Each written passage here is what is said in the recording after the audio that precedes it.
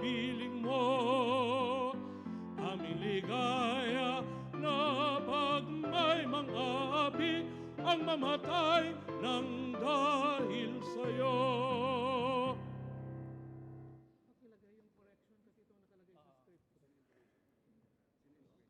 Please remain standing for the invocation to be delivered by the Honorable Mercedes K. Alvarez, representative of the 6th District of Negros Occidental.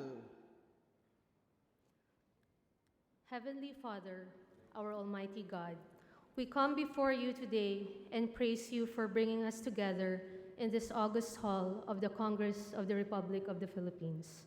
As we start our work for more than 100 million Filipinos, we humbly seek your guidance and direction. Bring your presence with each one of us so that we may all work responsibly for our brothers and sisters. Anoint our thoughts, words, and actions so that even our smallest accomplishment may bring you glory. Help us remember that not ours, but your power and glory should be acknowledged over all the words spoken and actions taken within this institution. While each one of us is unique, give us the collective wisdom to always know what is right and the courage to do it. As your children, we ask for your grace and strength to stand against the temptation to use power as a weapon, but rather as a blessing to others, especially our fellow Filipinos. Grant us the grace to hear your voice as we make decisions, lead our way to truth and righteousness. Help us to do our best each day and perform our duties with excellence. As you have said, blessed is the nation whose God is the Lord. Bless us, protect us, let your hand be with us, and keep us in your name. All this we do in your honor, all this we for all Filipinos and our country, our motherland, the Philippines. Amen. You may now take your seats. The Deputy Secretary General will now call the roll of members of the House of Representatives elected from legislative districts apportioned among the provinces, cities and municipalities, and party list organizations in alphabetical order. Roll call of members. The Honorable Congressmen and Congresswomen from the National Capital Region, Caloocan City, 1st District, Dale Along R. Malapitan. 2nd District, Edgar R. Erice. Las Piñas City, Lone District, Mark A. Villar. Makati City, 1st District, Manuel Monsur Tidel Rosario III. 2nd District, Jose Luis Jose Angel N. Campos Jr. Malabon City, Lone District, Federico Ricky S. Sandoval II. Mandaluyong City, Lone District, Alexandria P. Gonzales. Manila, 1st District, Manuel Luis T. Lopez. 2nd District, Carlo V. Lopez. 3rd District, John Marvin Yulservo C. Nieto. 4th District, Edward Vera Perez Maceda. 5th District, Crystal L. Bagatsing. 6th District, Rosenda Ann Ocampo. Marikina City, 1st District, Bayani F. Fernando. 2nd District, Romero Miro S. Kimbo. Muntinlupa City, Lone District, Rosano Rufino B. Biazon. Navota City, Lone District, Tobias Toby M. Tiangco. Parañaque City, 1st District, Eric L. Olivares. 2nd District, Gus S. Tambunting. Pasay City, Lone District, Amy G. Calixto Rubiano. Pasig City, Lone District, Richard C. Eusebio. Quezon City, 1st District, Vincent P. Crisologo. 2nd District, Winston Winnie Castelo. 3rd District, Jorge Bolet Banal. 4th District, Feliciano Belmonte Jr. 5th District, Alfred D. Vargas. 6th District, Jose Christopher Y. Belmonte. San Juan City, Lone District, Ronaldo B. Zamora. Taguig City, Pateros, 1st District, Arnel M. Serafica. 2nd District, Pia S. Cayetano. Valenzuela City, 1st District, West Gatchalian. 2nd District, Eric M. Martinez. From Region 1, Ilocos. Ilocos Norte with the City of Lawag, 1st District, Rodolfo C. Fariñas. 2nd District, Imelda R. Marcos.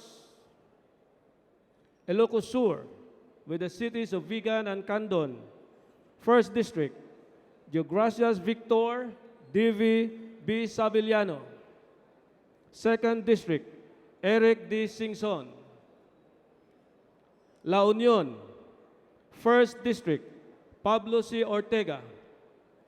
2nd District, Sandra Y. Erigel, M.D.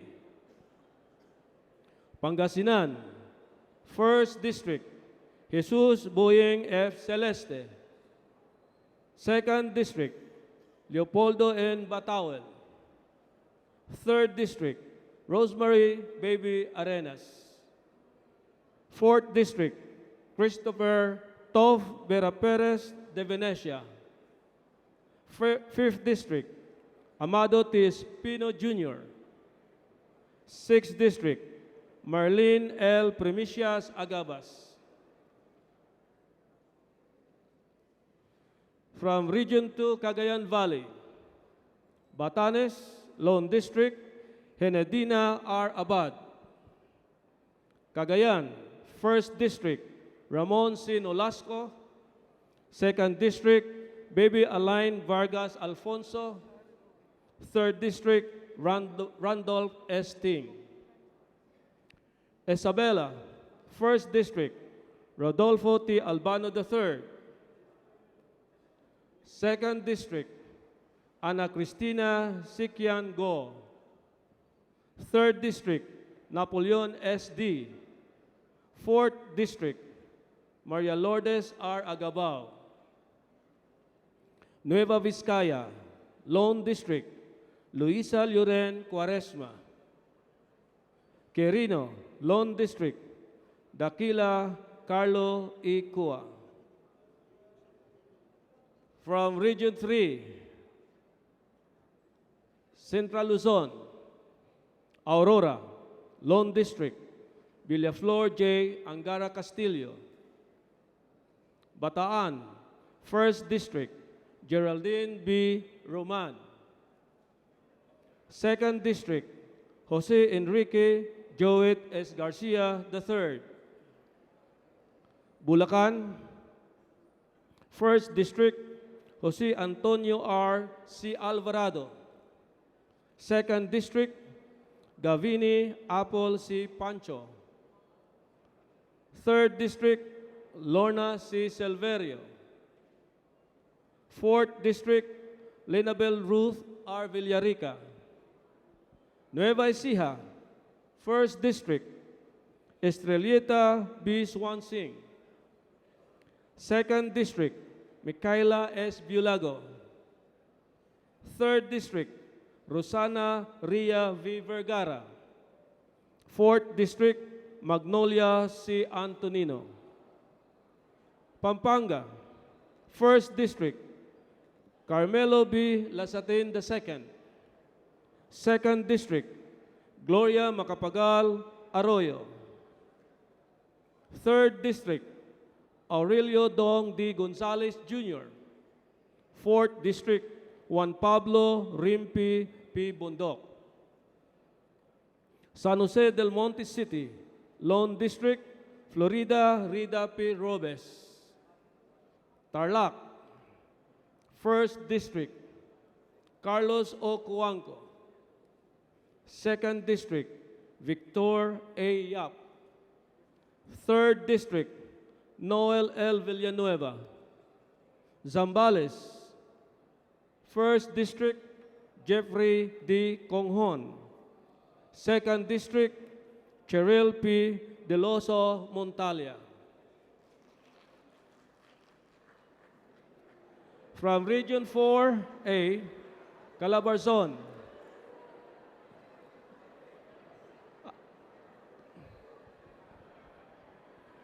Antipolo City. 1st District, Cristina Chiquirua Puno. 2nd District, Romeo M. Acop. Batangas, 1st District, Elenita Milagros Eileen Ermita Buhain. 2nd District, Ranio E. Abu. 3rd District, Maria Teresa V. Collantes. 4th District, Leanda B. Bolilia. 5th District, Marvy A. Marino. 6th District, Vilma Santos Recto. Binyan City, Lone District, Len B. Alonti Nagiat. Cavite, 1st District, Francis Gerald A. Abaya. 2nd District, Strike B. Revilla. 3rd District, Alex A. L. Advincula. 4th District, Jennifer Austria Barzaga. 5th District, Roy M. Loyola. 6th District, Luis John A. Ferrer IV. 7th District, Abraham Bambol N. Tolentino. Laguna, 1st District, Arlene B. Arcelias. 2nd District, Joaquin M. Chipeco Jr. 3rd District, Sol Aragones. 4th District, Benjamin C. Agarao Jr. Quezon with the City of Lucena, 1st District, Ana Katrina Trina Enverga. 2nd District, Vicente Colit J. Alcala. 3rd District, Danilo E. Suarez. 4th District, Angelina Helen D.L. Tan, M.D.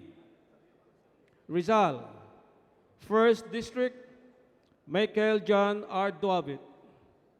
2nd District, Isidro S. Rodriguez, Jr. From Region 4, B. Mimaropa. Marinduque, Lone District, Lord Alan J. Q. Velasco. Occidental Mindoro, Lone District, Josephine Ramirez Sato. Oriental Mindoro with the City of Calapan, 1st District, Doy C. Liachon. 2nd District, Rinaldo V. Umali. Palawan with the City of Puerto Princesa, 1st District, Franz E. Alvarez. 2nd District, Frederick Eric F. Abueg. 3rd District, Hill Kabarangay P. Acosta. Romblon, Lone District, Emmanuel F. Madrona. From Region 5, Bicol, Albay with the cities of Legazpi, Ligao, and Tabaco. 1st District, Edsel C. Lagban. Second District, Joey Sarti Salceda. Third District, Fernando V. Gonzalez. Camarines Norte, First District, Renato J. Unico Jr. Second District, Marisol C. Panotes. Camarines Sur with the cities of Naga and Iriga, First District, Rolando G. Andaya Jr. Second District, Luis Raymond F. Villafuerte Jr. Third District, Gabriel H. Bordado Jr. Fourth District, Arnolfo P. Fuentebella. Fifth District, Salvio B. Fortuno. Catanduanes, Lone District, Cesar V. Sarmiento. Masbate with the city of Masbate, First District, Maria Vida Espinosa Bravo. Second District, Elisa Olga T. Cole. Third District, Scott Davis S. Lanete, MD. Sorsogon with the city of Sorsogon, First District, Evelina G. Escudero. Second District, Deogracias B. Ramos Jr. From Region 6, Western Visayas, Aklan, Lone District, Carleto S. Marquez. Antique, Lone District, Paulo Everardo S. Javier. Capiz with the city of Brujas, First District, Emmanuel A. Billones. Second District, Fredinel Fred H. Castro. Guimaras, Lone District, Maria Lucille L. Nava. Iloilo with the city of Pasig, First District, Oscar Richard S. Garin Jr. Second District, Arcadio H. Goreseta. Third District, Arthur R. Defensor Jr. Fourth District, Ferginel G. Biron. Fifth District, Raul Boboy Tupas, C. Tupas. Iloilo City, Lone District, Jerry P. Treñas. From Region 7, Central Visayas, Bohol with the city of Tagbilaran, First District, Rene L. Relampagos. Second District, Erico Aristotel C. Aumentado. Third District, Arthur C. Yap. Cebu, First District, Gerald Anthony Vigolias Jr. Second District, Wilfredo S. Caminero. Third District, Gwendolyn F. Garcia. Fourth District, Benhur L. Salimbangon. Fifth District, Ramon Red H. Durano VI. Sixth District, Jonas C. Cortez. Seventh District, Peter John D. Calderon. Cebu City, First District, Raul V. Dilmar. Second District, Rodrigo A. Abellanosa. Lapu-Lapu City, Lone District, Eileen C. Radaza. Siquijor, Lone District, Ramon V. A. Rab Rocamora.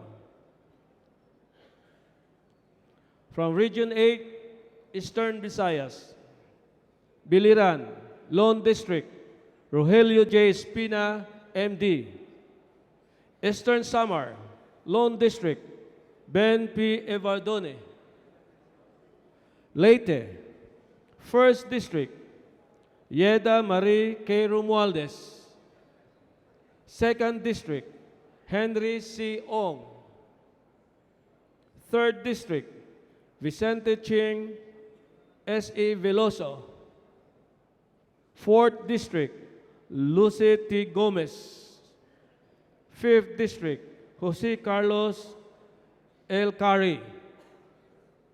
Northern Samar, 1st District, Raul A. Daza. 2nd District, Edwin C. Ong.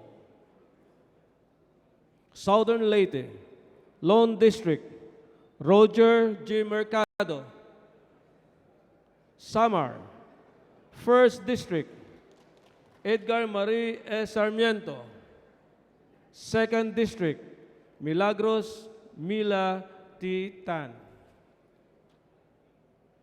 From Region 9, Zamboanga Peninsula, Zamboanga City, 1st District, Celso L. Lobregat. 2nd District, Manuel Jose Manex M. Dalipe. Zamboanga del Norte, 1st District, Seth Frederick P. Halosos. 2nd District, Glona G. Labad-Labad. 3rd District, Isagani S. Amatong. Zamboanga del Sur, 1st District, Divina Grace C.U. 2nd District, Aurora Enerio Cerilles. 2nd District, Ann K. Hofer. From Region 10, Northern Mindanao, Bukidnon, 1st District, Maria Lourdes Acosta Alba. 2nd District, Florencio T. Flores Jr., MD. 3rd District, Manuel F. Subiri. 4th District, Rogelio Niel P. Roque. Cagayan de Oro City, 1st District, Rolando Clarex A. Uy. 2nd District, Maximo B. Rodriguez Jr. Camiguin, Lone District, Xavier Jesus D. Romualdo. Iligan City, Lone District, Frederick W. Xiao. Lanao del Norte, 1st District, Muhammad Khalid Q. Dimapuro. 2nd District, Abdullah D. Dimapuro. Misamis Occidental, 1st District, George T. Almonte. 2nd District, Henry S. Uaminal. Misamis Oriental, 1st District, Peter Senyor Pedro M. Onabia. 2nd District, Juliet T. Uy. Region 11, Davao Region, Compostela Valley, 1st District, Maria Carmen S. Zamora. 2nd District, Ruel Peter S. Gonzaga. Davao City, 1st District, Carlo Alexi B. Nograles. 2nd District, Mylene J. Garcia Albano. Alberto T. Ungab. Davao del Norte, Joel Mayo Z. Almario. From Region 12, Soxque Sargent, North Cotabato. 1st District, Jesus Nonato Sakdalan. 2nd District, Nancy A. Katamco. 3rd District, Jose Pingping I. Tijada. Sarangani, Lone District, Rogelio Ruel D. Pacquiao. South Cotabato, 1st District, Pedro B. Acharon Jr.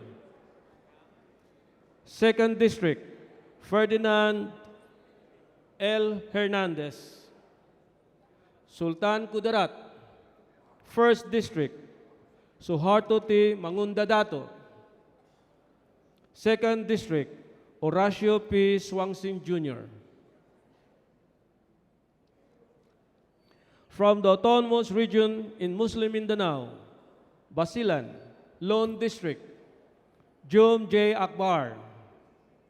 Lanao del Sur, 1st District, Ansarudin A.M.A. Adyong.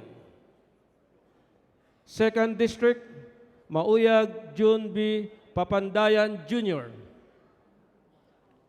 Maguindanao, 1st District, by Sandra Sinsuat A. Sema.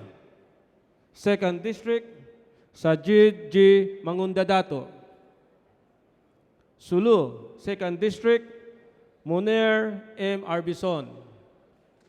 Tawi-Tawi, Lone District, Ruby M. Sahali. From the Cordillera Administrative Region, Abra, Lone District, Joseph Santo Niño B. Bernos. Apayao, Lone District, Eleanor C. Bulot Begtang. Baguio City, Lone District, Mark O. Go. Benguet, Lone District, Ronaldo M. Cusalan. Ifugao, Lone District, Teddy Browner Bagilat Jr.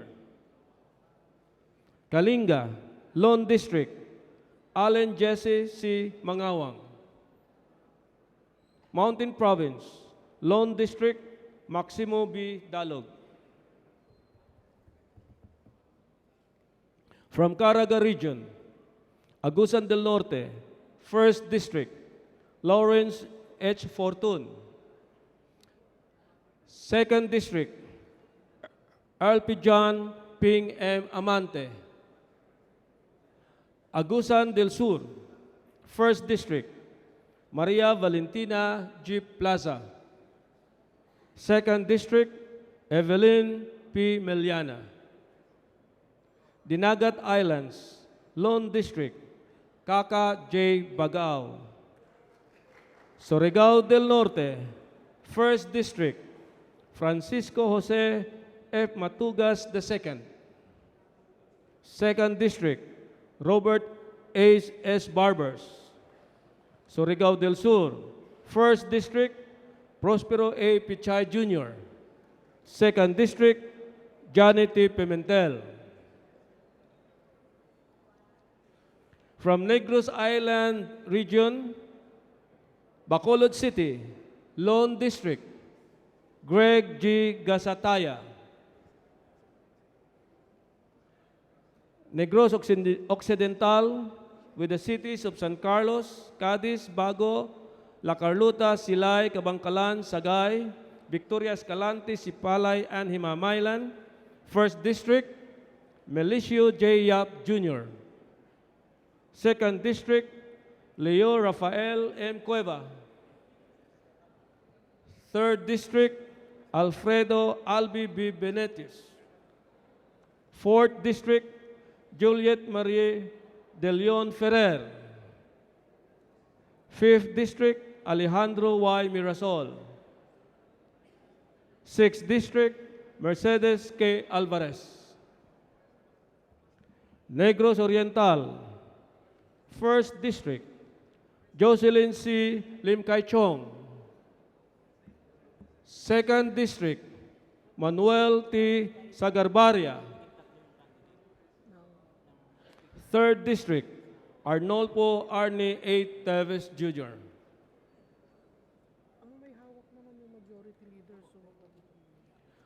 One ang edukasyon. Una ang edukasyon. Salvador B. Bilardo Jr. 1 Pacman, 1 Patriotic Coalition of Marginalized Nationals, Michael Odilon L. Romero, and Enrico A. Pineda. 1 Sagip, Social Amelioration and Genuine Intervention on Poverty, Rodante D. Marcoleta. A Teacher, Advocacy for Teachers Empowerment through Action, Cooperation and Harmony Towards Educational Reforms Incorporated, Julieta R. Cortuna. Aambis OWA, ang Asosasyon sa Mangunguma nga Bisaya OWA Mangunguma Incorporated, Sharon S. Garin. Aangat Tayo, Harleen Niel J. Abayon III. Aasenso, ating Agapay Sentrong Samahan ng mga Obrero Incorporated, Oro. Third, Vinnie Nola A. Ortega. From ABS, Arts Business and Science Professionals, Eugene Michael B. De Vera. ACT Teachers, Antonio L. Tidio and Francis L. Castro. And Franz L. Castro. ACTS OFW, ACTS Overseas Filipino Workers, Coalition of Organizations, Aniceto John D. Bertis III. AGAP, Agricultural Sector Alliance of the Philippines, Rico B. Heron. Agbiag, Agbiag Timpuyog Ilocano Incorporated, Michelle M. Antonio. Agri, Agri-Agra na reforma para sa magsasaka ng Pilipinas Movement, Delphine Gan Lee, Orestes T. Salon. Akbayan, Akbayan Citizens Action Party, Tom S. Villarin. Ako Bicol, Rodel M. Batucabe, Alfredo A. Garbin Jr., Christopher S. Co. Alona, Alliance of Organizations, Networks and Associations of the Philippines Incorporated, Ana Marie Villarasa Suarez. Amin, Anak Mindanao Party List, Siti Jalia A. Turabin Hataman, Mahmoud D. Mendin Jr. Anwaray, Victoria Isabel J. Noel. Anak IP, ang National Coalition of Indigenous Peoples Action Na, Incorporated, Jose T. Panganiban Jr., CPA, LLB. Anak Pawis, Ariel B. Casilao. Ang Kabuhayan, Dennis C. Laugan. Angkla, ang Partido ng mga Pilipinong Marino Incorporated, Jesulito Jess A. Manalo. Bayan Muna, Carlos Isagane T. Zarate. BH, Bagong Henerasyon, Bernadette BH Herrera D. Buhay, Buhay Hayaan Yumabong, Mariano Michael M. Vilade Jr. and Jose L. Atienza Jr. Butel, Butel Farmers Party, Cecilia Leonela V. Chavez. Sibak, Citizens Battle Against Corruption, Sherwin N. Tugna. Co-op Natco, Cooperative Natco Network Party, Antonio M. Bravo, PhD, and Sabiniano S. Canama. DIWA, Democratic Independent Workers Association Incorporated, Emeline Aglipay Villar. Gabriela, Gabriela Women's Party, Amy A. De Jesus, Arlen D. Brosas. Kabataan, Sarah Jane I. Elago. Kabayan, Kabalikat ng Mamamayan, H. Harry I. L. Roque Jr. and Ron P. Salo. Kalinga, Advocacy for Social Empowerment and Nation Building through Easing Poverty Incorporated, Abigail Faye C. Periol Pascual. Kusug Tauso, Sherny Abubakar Tan. Elfie GMA, LPG Marketers Association Incorporated, Arnel U. T. Magdalo para sa Pilipino, Gary C. Alejano. Manila Teachers Savings and Loan Association Incorporated, Berhelio S. Lacson. Mata ang Matay Alagaan, Tricia Nicole Q. Velasco Catera. PBA, Puwersa ng Bayaning Atleta, Mark Iron H. Sambar, and Jericho Jonas B. Nograles. SBP, Servisyo sa Bayan Party, Ricardo T. Belmonte Jr. Yakap, You Against Corruption and Poverty, Benhor B. Lopez Jr.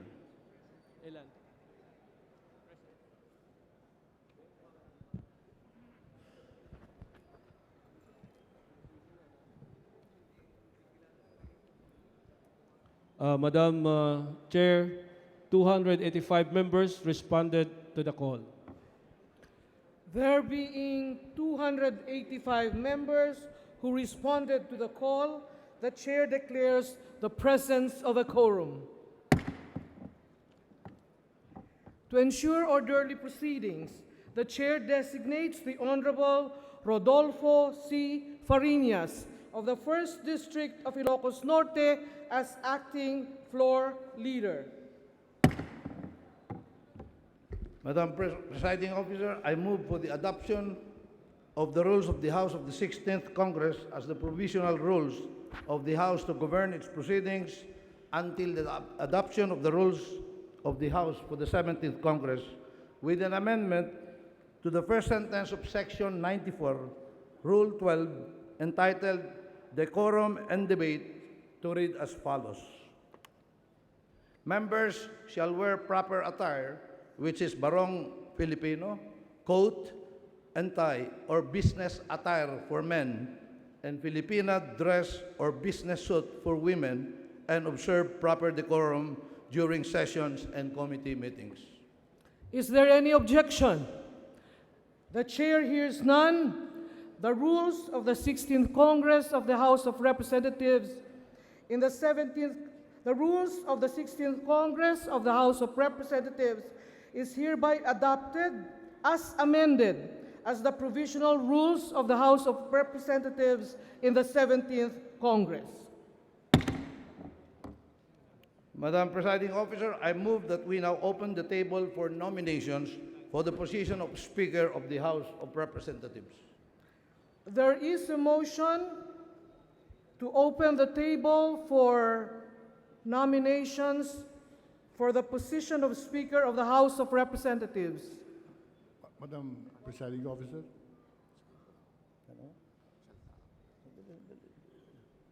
I go on. Madam please Presiding Officer, Is there any objection? I'm not objecting, Madam Presiding Officer. I'd like to be allowed to ask some clarificatory questions before we elect our Speaker.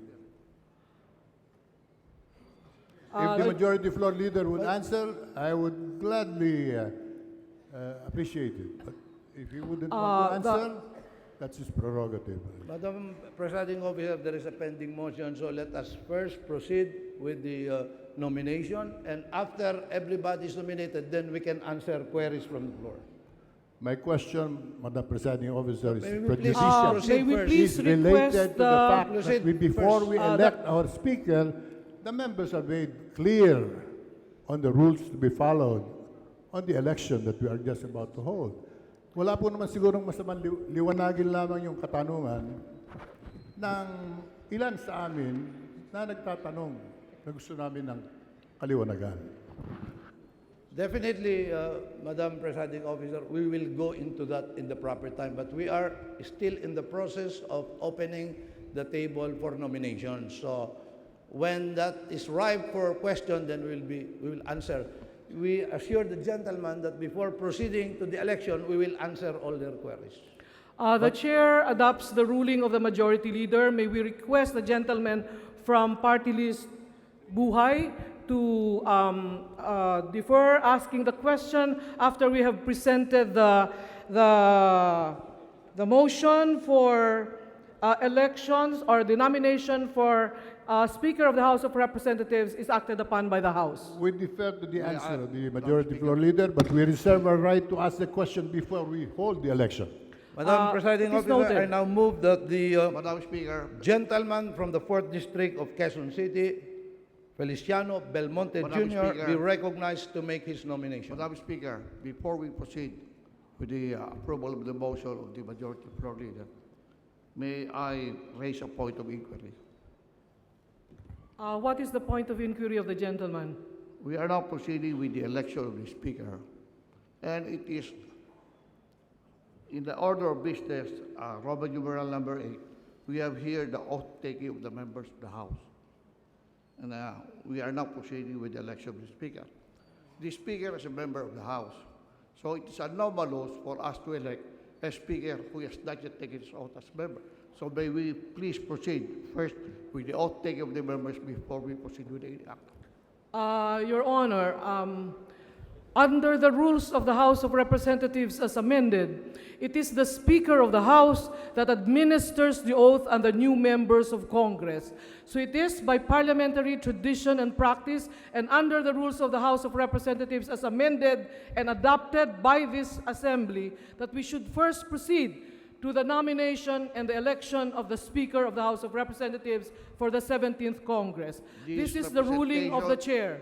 This representation would like to reiterate his point of order. It is anomalous for us to elect a Speaker who is a member of the House and who has not yet taken his oath.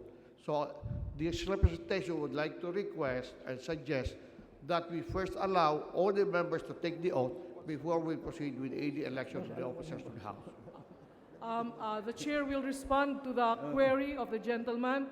Under parliamentary practice and tradition, the oath taking before the Speaker of the House during the convening of the Congress, on the first regular session, to commence its first regular session, is an affirmation of the oaths that they have taken already prior to June 30 or on June 30 noontime. This is affirmed in previous rulings of the Supreme Court, specifically in the case of the Honorable Velasco. The full title of the case escapes me now. However, there are three concurrent conditions in regard to considering a member of the House and one who has already to be recognized as a member of the House. The first one is a valid certificate of proclamation. The second one is the taking of an oath before any duly authorized officer. And the third one is their assumption into office without any question under a duly authorized body that will address such question on June 30 noontime. Speaker, So this these things having been brought together, we are on the point of order should be decided in favor of the conduct of the nominations and elections of the Speaker at this point in time of Madam the Speaker, proceedings. this representation would like to reiterate his point of order for the reason that, may I move for a suspension of the session? Ano? There is a ruling, Madam Chair. Can we proceed? The motion has been... We are setting aside the question of order of the gentleman, and we refer for reference for the gentleman at later time, previous presidents of the House in the convening of its regular sessions.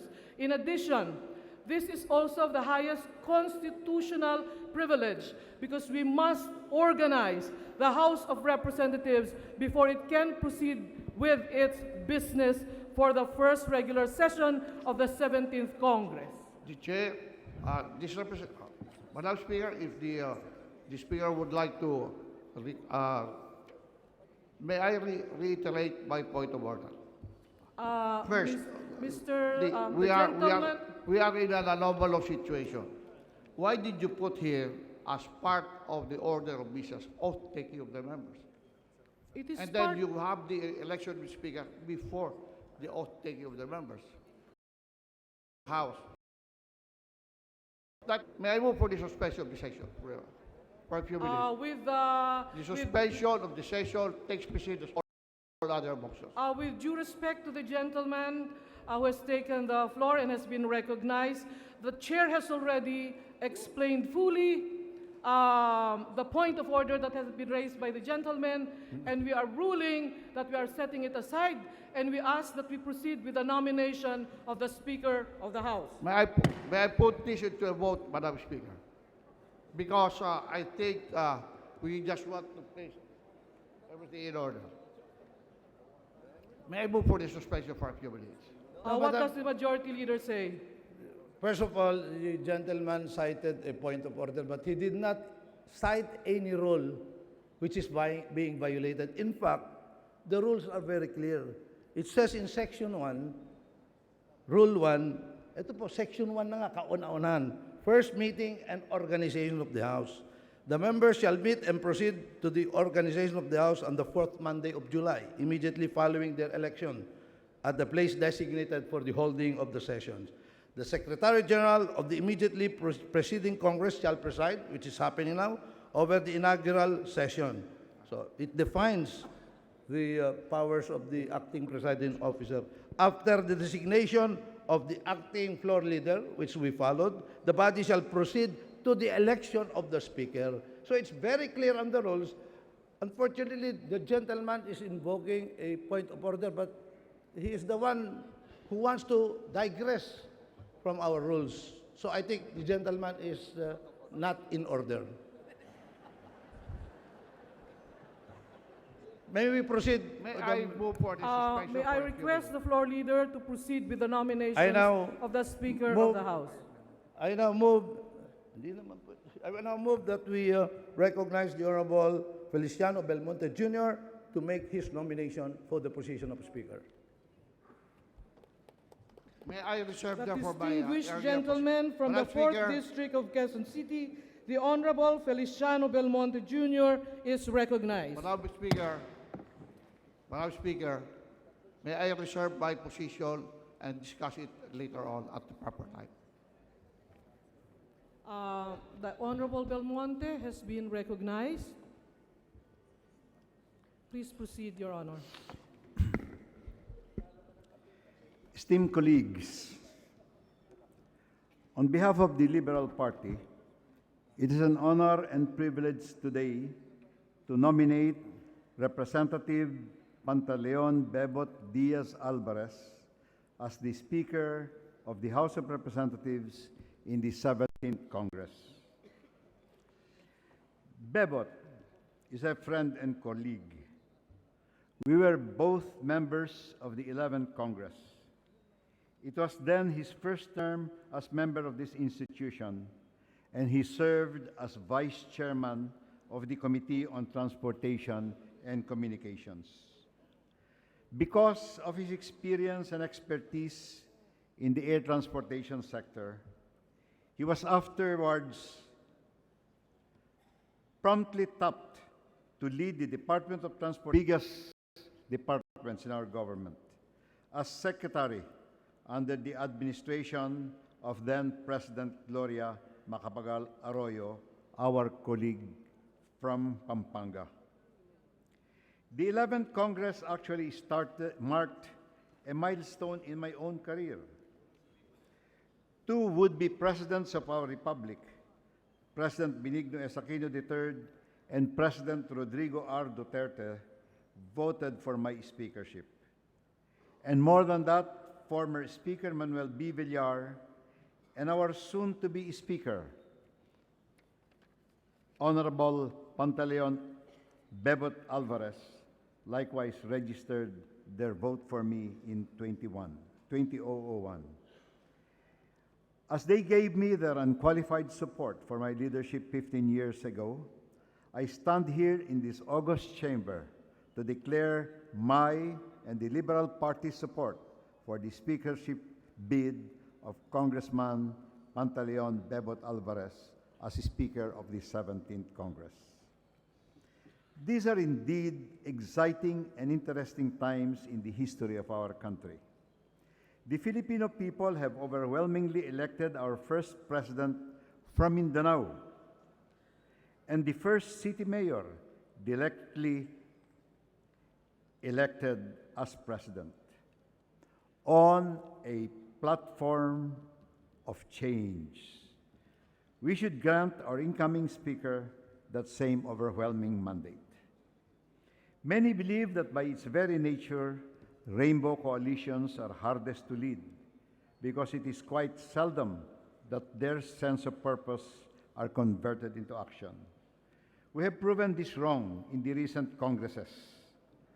By providing a leadership that is worthy of everyone's trust, respect, and confidence, Congress has passed important measures that defied century-old institutions, big business groups, and industry players.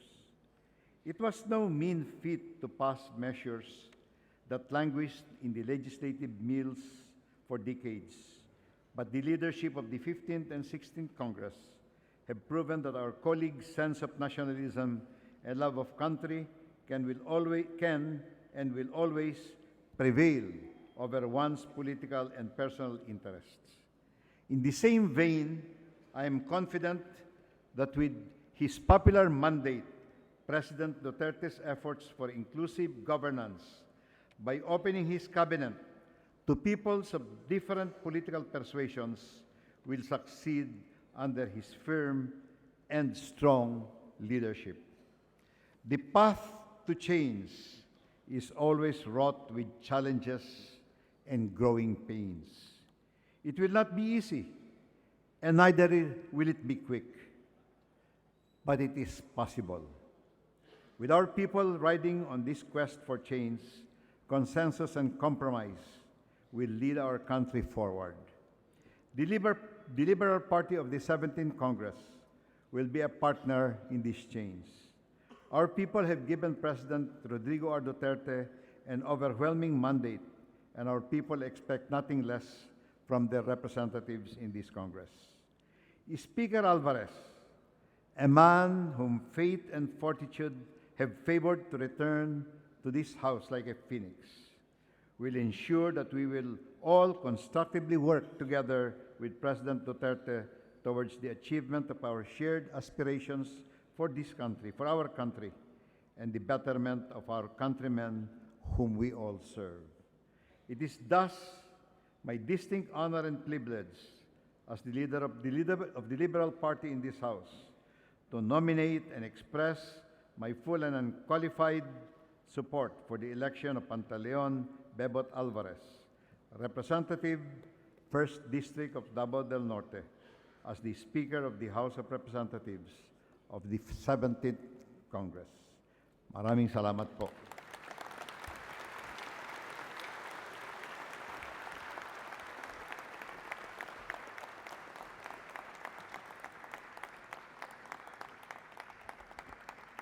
Madam Presiding Officer, I move that the gentleman from the 2nd District of Ilocos Sur, Eric Singson, be recognized to make his nomination. Madam The Presiding Officer, The distinguished gentleman from the 2nd District of Ilocos Sur, the Honorable Eric D. Singson, is recognized. on behalf of the members of our party, PDP Laban, I second the nomination of the Honorable Pantaleon D. Alvarez of the 1st District of Davao del Norte as Speaker of the House of Representatives of the 17th Congress. Madam Presiding Officer, I move that the lady from the 6th District of Negros Occidental, Mercedes K. Alvarez, be recognized to make her nomination. The distinguished lady from the 6th District of Negros Occidental, the Honorable Mercedes K. Alvarez, is recognized. Madam Presiding Officer, on behalf of the members of our party, the Nationalist People's Coalition, I second the nomination of the Honorable Pantaleon D. Alvarez of the 1st District of Davao del Norte as Speaker of the House of Representatives of the 17th Congress. Madam Presiding Officer, I move that the gentleman from the 2nd District of Capiz, Fredenil H. Castro, be recognized to make his nomination. The distinguished gentleman from the 2nd District of Capiz, the Honorable Fredenil H. Castro, is recognized. Madam Presiding Officer, in behalf of the officers and members of the NUP, the National Unity Party, it is my esteemed privilege and honor to second the nomination of the distinguished gentleman from the 1st District of Davao del Norte, the Honorable Pantaleon D. Alvarez, as the Speaker of the House of Representatives for the 17th Congress. So move, Madam Presiding Officer. Madam Presiding Officer, I move that the gentleman from the 2nd District of Batangas, Raneo E. Abu, be recognized to make his nomination. The distinguished gentleman from the 2nd District of Batangas, the Honorable Raneo E. Abo, is recognized. Madam Presiding Officer, on behalf of the members of the oldest political party, the Nationalista Party, I second the nomination of the Honorable Pantaleon Diaz Alvarez of the 1st District of Davao del Norte as Speaker of the House of Representatives of the 17th Congress. So move, Madam Presiding Officer. Madam Presiding Officer, I move that the gentleman from the party list Kabayan, Harry L. Roque Jr., be recognized to make his nomination. The distinguished gentleman from the party list Kabayan, the Honorable H. Harry L. Roque Jr., is recognized. Madam Presiding Officer, ladies and gentlemen, colleagues of the 17th Congress, it is my honor and privilege to nominate Congressman Danilo E. Suarez for the position of Speaker of the House of Representatives. Congressman Suarez comes from humble beginnings. His rise in the ladder of life gives him the advantage of knowing the pulse of all classes in our society. This has given his legislative agenda a keen insight which cannot be found in classrooms or in books. His wisdom comes from the more practical school of hard knocks, as he is fond of saying. I believe that experience is the best teacher, and Kong Dani brings with him more than 20 years of legislative experience on top of being a successful businessman before he entered the world of public service.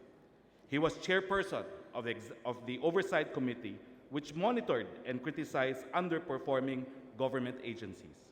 He was a principal author of the Lateral Attrition Law, which sought to incentivize officers and employees of our revenue-generating agencies to perform at their optimum. Kong Dani Suarez also became the minority floor leader during the 15th Congress, where he advocated for the recognition of all barangay officials and employees. His leadership style as a minority floor leader is one of constructive criticism, where the thrust is for the national agenda instead of partisan politics. For these reasons, I respectfully reiterate my nomination for Honorable Danilo E. Suarez. Thank you and good morning.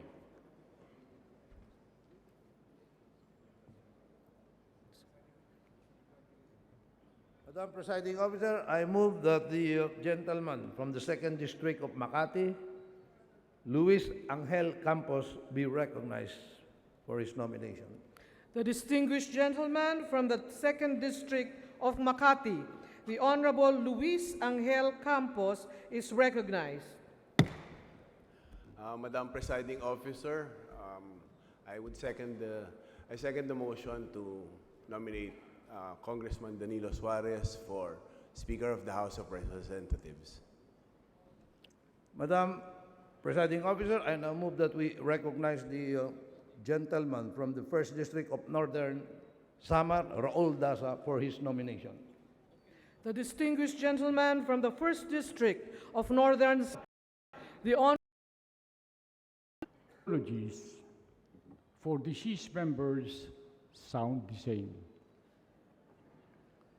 Today, however, I insist that my nominee for Speaker is in the pink of health, very much alive and kicking, so to speak, and at almost 50, the peak of virile manhood, is ready to battle for the speakership, no matter the odds nor the presumptive outcome of this election. Parenthetically, I also affirm, as it is for my nominee, so it is for my party of half a century, the Liberal Party of the Philippines, of which I was president for 5 of its trying, challenging, and exciting years.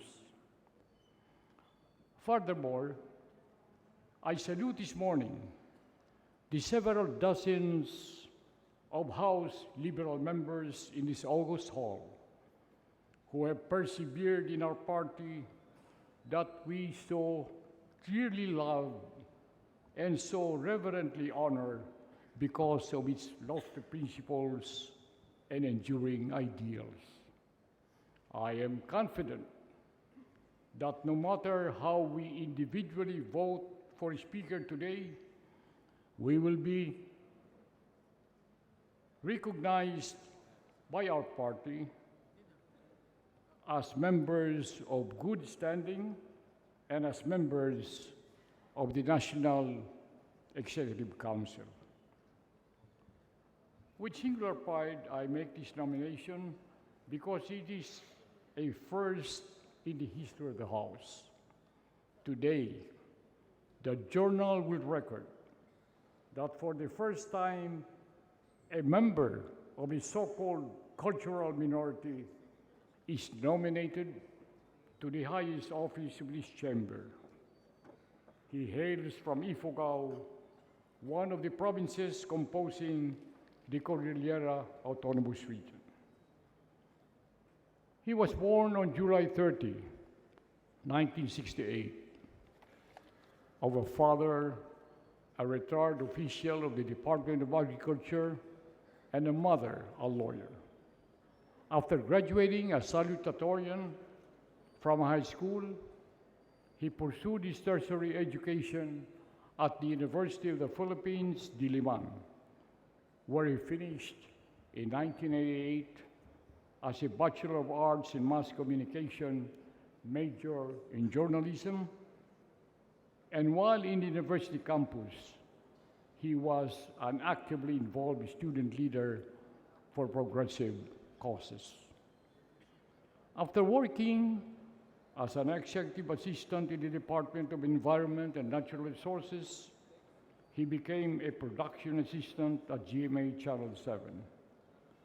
Then, a reporter for the People's News Service, and later, an executive assistant in the Philippine Ecological Network. In 1991, he went home to Ifugao to organize a foundation to help poor students and to protect the environment. In 1992, he was elected municipal councilor of his hometown, Kiangan, Ifugao. At 25, the youngest in the whole country at the time. He was elected mayor of Kiangan for 2 terms from 1995 to 2001. He ran and won as governor of Ifugao in 2001. It was during his tenure that Ifugao was taken off the unglamorous list of the country's poorest provinces.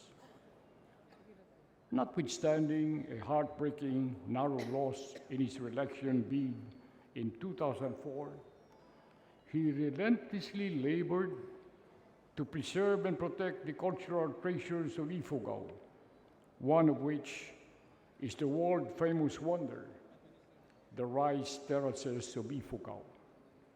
He also secured scholarships for underprivileged students and implemented programs to provide sustainable employment for graduates and skilled workers through livelihood and enterprise development, tapping TESDA, people's organizations, and cooperatives. It was therefore only natural that a grateful Populists returned him to their provincial capital as their governor in 2007. During his tenure, he incessantly continued his previous programs and projects and added for good measure new ones for marketing, promotion, and financial assistance to micro-enterprises, eco-cultural tourism hand in hand with improvement of provincial and municipal roads, maternal and infant health, and notably good governance to fight graft and corruption. In 2010, he was elected representative of the Lone District of Ifugao, re-elected in 2013, and then re-elected in the last May 9, 2000 elections for his third term in Congress. He is therefore a third termer in the present Congress. My candidate is a full member of the National Executive Council, Liberal Party of the Philippines, and my esteemed party mate.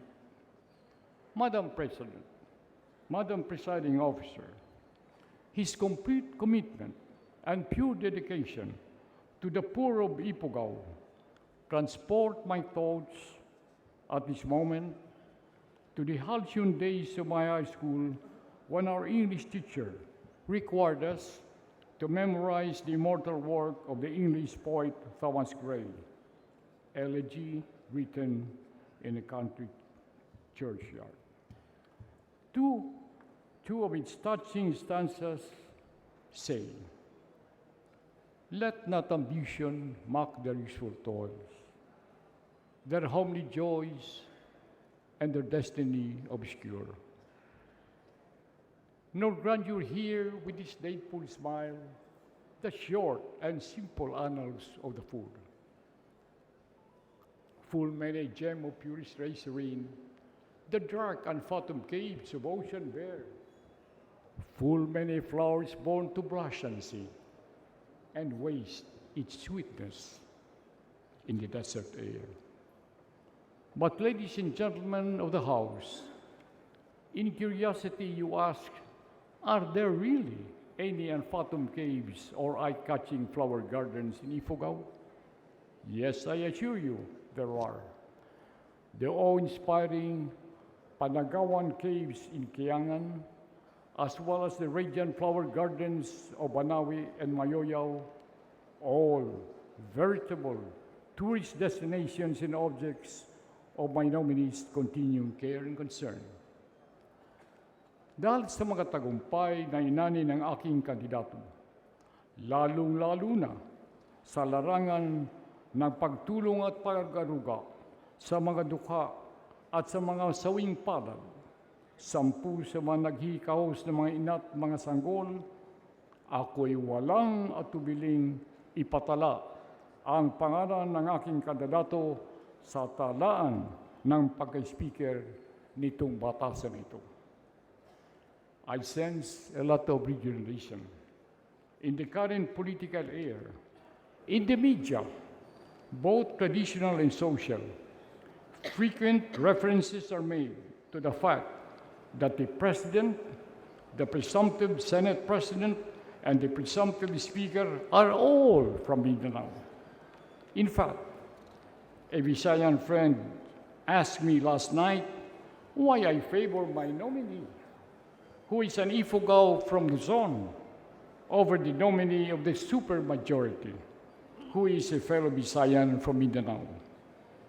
Nakutana kanako ang akong tigala, nganong Ifugao man nga taga Luzon ang imong gipaluyuhan pagka-speaker. Nga dili man Bisaya nga taga Mindanao. Ang akong tubag, mao, bisan kinsa o taga-asa ang mapiling speaker, Bisaya man o dili, siya speaker sa tanan. Dili lamang sa mga Bisaya, sama kang Presidente Duterte nga miingon, nga siya Presidente, dili lamang sa mga Dabawenyo o o sa mga taga Mindanao, kundili sa tanang katawhan sa tibuok nasod nga Pilipinhon. Yes, I'm a Visayan, and my nominee is an Ifugao. Yet today, we are all here, Filipinos, first and foremost, whatever our region, whatever our religion, and whatever our cultural background.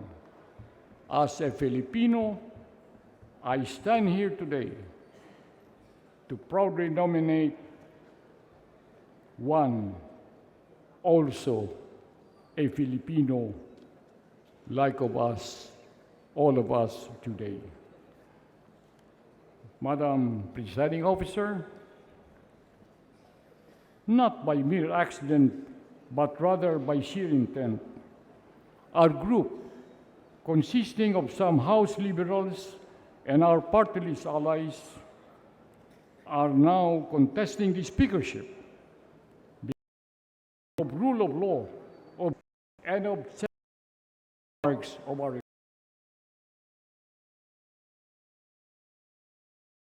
Gentlemen,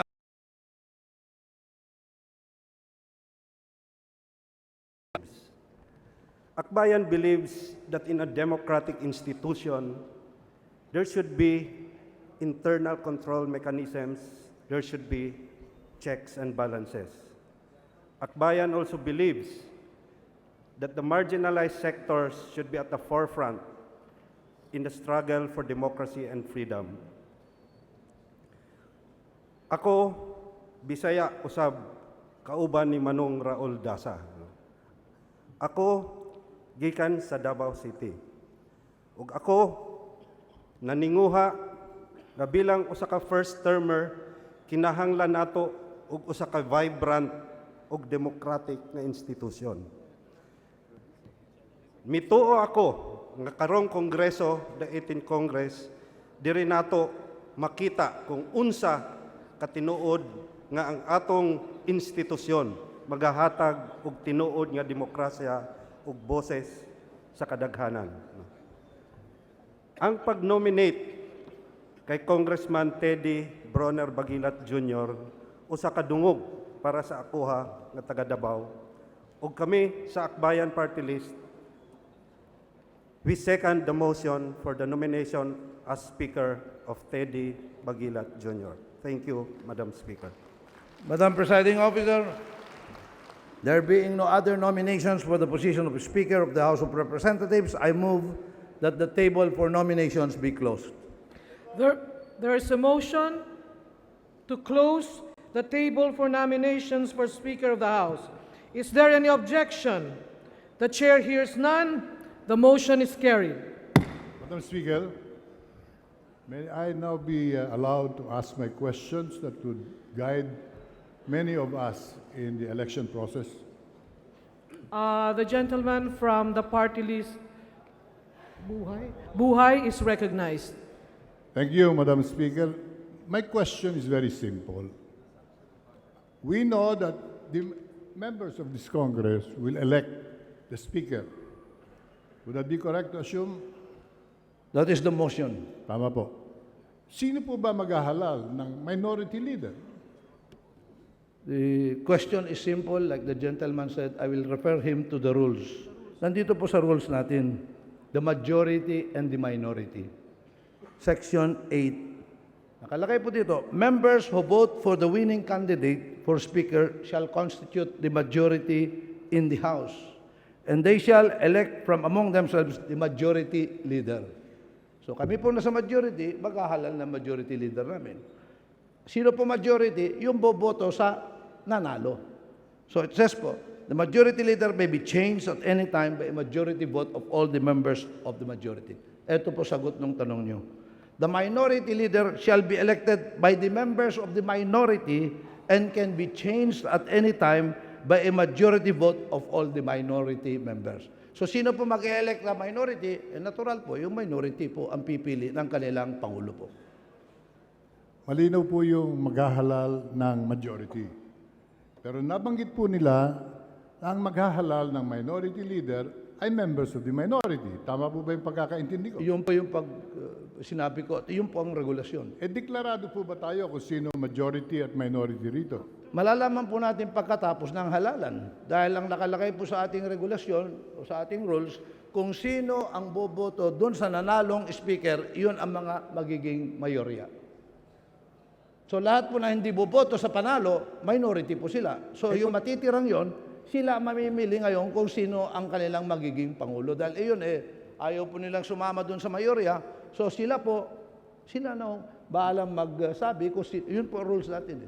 I will repeat, it says, the minority leader shall be elected by the members of the minority and can be changed at any time by a majority vote of all the members. Sino ang minority? Yung hindi bumoto doon sa nanalong speaker. Kasi nga defined sa ating rules kung sino ang majority. Kung sino ang boboto o bumoto doon sa nanalong speaker, sila yung majority. Lahat na hindi bumoto, whether kontra o hindi siya bumoto, ayaw niya bumoto, minority po sila. Madam Presiding Officer, simple po yung formulang yan kung dalawa lang ang naglalaban. Kung tatlo po ang nominees. Mas madali nga ho ito So who will now be the majority floor leader? Yung And who will be the minority floor leader among the two who may lose the election? Very clear ho yung rules. Yung hindi boboto sa panalong speaker, sila po ang minority. Sila po ngayon ang pipili kung sino ang magiging minority leader nila. Hindi kailangan yung natalo o na pumangalawa o pumangatlo. Kung sino yung kanilang ihahalal na magiging pangulo ng minority, iyon ang kikilananin ng mayorya. Dahil, very simple po boboto tayo ngayon. We will elect the speaker. So, whoever votes for the winning candidate will belong to the majority. Whoever will not vote, sila minority, they will have to meet now to determine who will be their minority leader dahil yun po ang nakalagay sa ating rules. Napakaliwanag po Opo. Pero hindi po ganyan ang ginagawa sa nakaraan. Diliwanagin ko lang po, para ngayon gagawin na natin ang tama. Opo. Ang sinasabi ng acting majority leader is that all those who vote for any of the two other candidates who may not make it to the speakership will gather around and vote for their leader. Is that a right assumption on my part, Madam Presiding Officer? Opo. Actually, para mas maliwanag po, whoever will not vote for the winning candidate is part of the minority. Automatically minority. Opo, dahil hindi po sila sumama doon sa nanalo. Those who did not vote for the winning speaker will now meet separately and elect their minority leader. Yung po ba ang tamang interpretation? Correct po. Maraming salamat po. Yan totally different from what we experienced in the last Congress, as the gentleman would admit. Yes, The second placer automatically became the minority leader, and all of us who voted for the third candidate became independents. No party, no role. For 1 year, we were not even participating in committee meetings. So ngayon, malinaw po ito. Malinaw po. Tinatanggap ko po ang assurance ng ating acting majority floor leader. Pagkatapos po ng halalan for the speakership, lahat ng hindi bumoto for the winning speaker automatically becomes members of the minority, whether for the second placer or the third placer. Opo. Tama po. Exact. Salamat po. Yes, sir. Maraming salamat. May we now, Madam Presiding Officer, I move that we now proceed with the election of the Speaker of the House of Representatives. There is a motion to proceed to the election of the Speaker of the House. Is there any objection?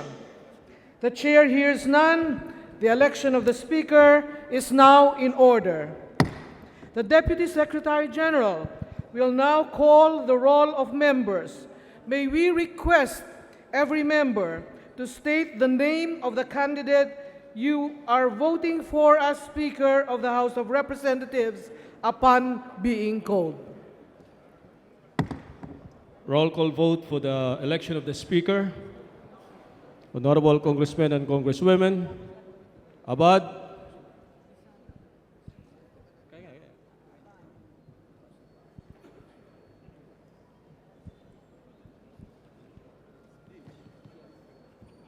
I vote.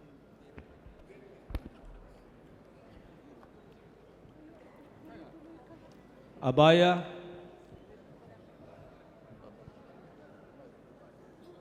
I vote for Speaker Pantaleon Alvarez as Speaker of the House. I vote with the Liberal Party. Abaya,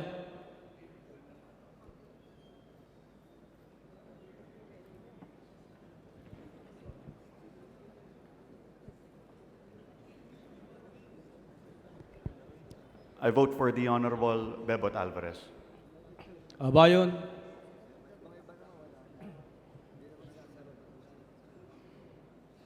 Pwede from, sabihin niyo, pwede from the, from the seat. They can shout from the seat. Good morning, everyone. I choose to abstain. Thank you. Abellanosa,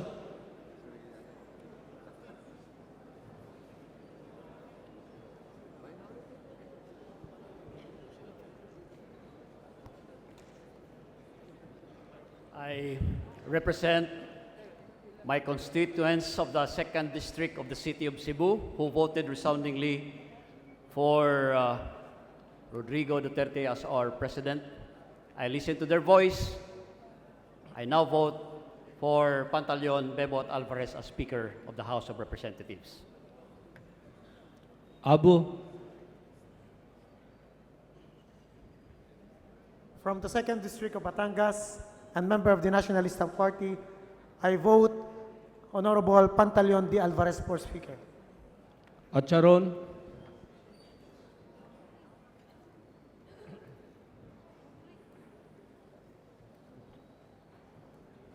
I vote for Honorable Pantaleon Alvarez for Speaker. Akop, This representation votes for the Honorable Pantaleon Alvarez as Speaker. Acosta, I vote for Honorable Pantaleon Alvarez for Speaker. Acosta Alba, I vote once again for Honorable Pantaleon Alvarez for Speaker. Acosta Hill, Madam Presiding Officer, hindi po ako buboto neither sa tatlo. I am abstaining from the province of Palawan, 3rd Congressional District. Abueg,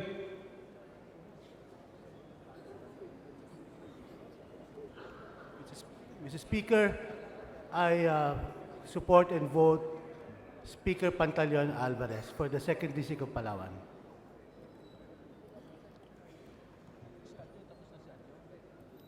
Adyong,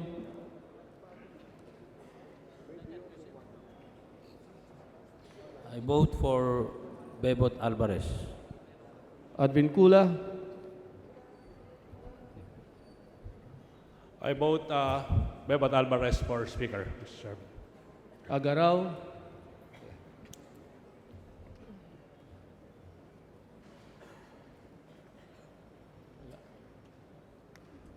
Ang boto ko po ay para kay Congressman Bebot Alvarez para sa pagka-speaker. Agabaw,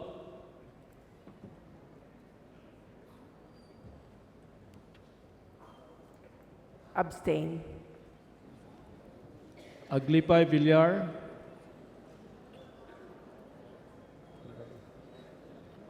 Akbar,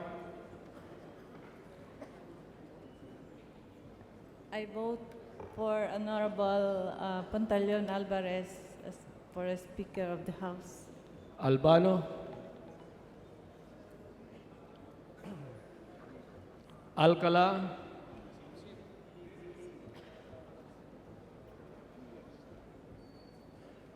Alejano,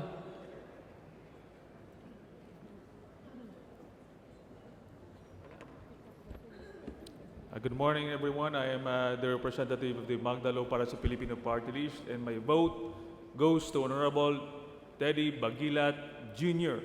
as Speaker for the 17th Congress. Thank you. Almario, Madam Presiding Officer, many Congress members will be voting for Bebot Alvarez as a Speaker, and they're coming from the different districts all over the nation, including those from the party list. With more reason that this representation representing 2nd District of Davao Oriental will vote for Bebot Alvarez as we are neighbors, Davao del Norte and Davao Oriental. So my vote goes for Speaker Pantaleon Bebot Alvarez. Almonte,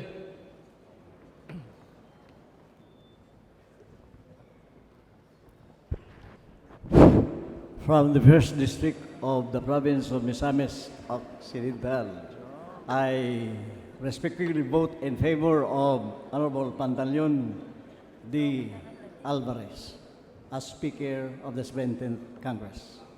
Alonte,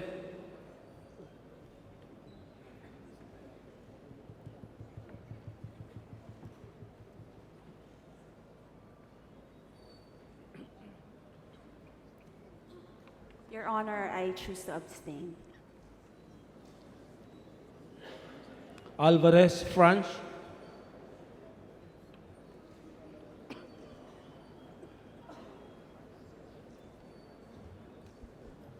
I vote for Speaker Alvarez as a speaker.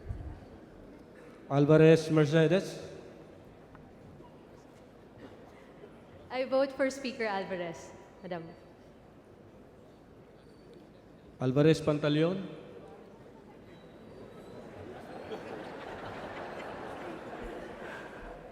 Madam Speaker, traditionally, I vote for my opponent. But since I have two opponents and I respect both of them, I will just abstain.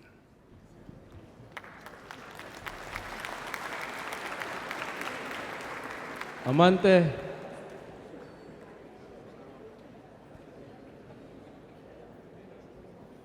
My vote goes to Pantaleon Bebot Alvarez. Amatong, This representation from the 3rd District of the province of Zamboanga del Norte votes for Speaker Alvarez. Andaya, Angara Castillo,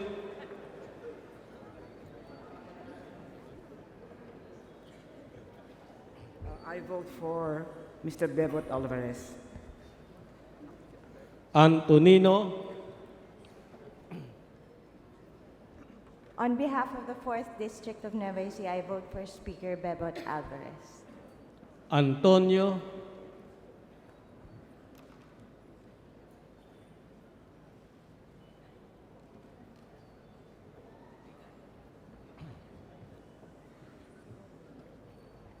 Good morning. Madam Speaker, on behalf of Albiag Party List, I am voting for Congressman Pantaleon Bebot Alvarez. Aragones,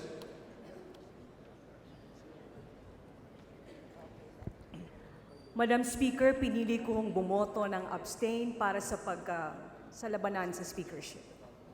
Arbison,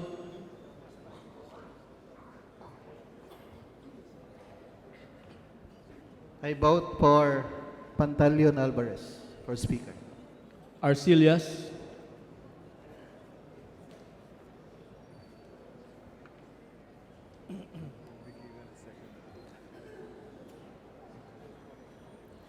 Your Honor, I choose to follow Speaker Alvarez, so I abstain.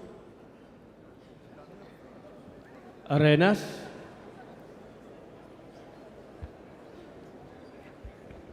Representing the 3rd District of Pangasinan, I proudly vote for Congressman Pantaleon Alvarez as Speaker of the House of Representatives. Thank you. Atienza, My vote goes to Congressman Danilo Suarez. Aumentado,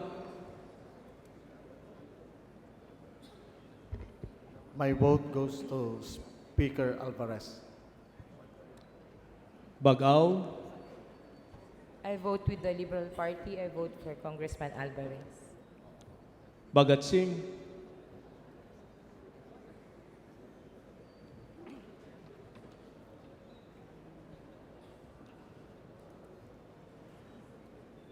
Representing the 5th District of Manila, respectfully, I choose to abstain. Bagilat,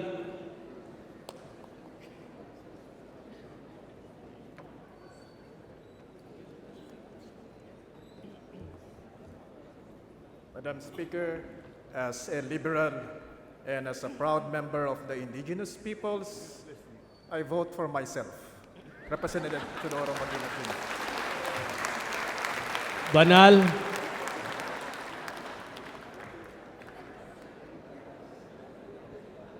Bilang miyembro po ng Liberal Party, ang boto ko po ay para kay Bebot Alvarez. Bautista Bandigan, Good morning, everyone.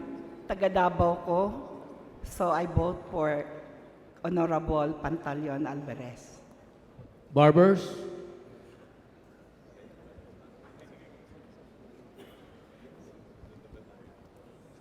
A fellow Mindanaoan, a friend, and esteemed colleague, I vote for Pantaleon Bebot Alvarez. Barzaga,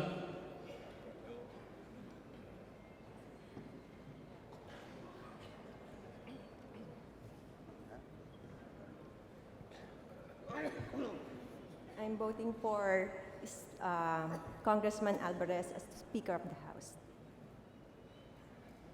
Batawel,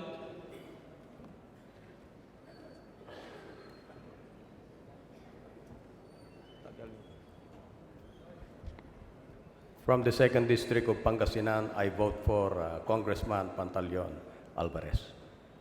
Batocabe, As representative of Ako Bicol Party List, I abstain. Belaro,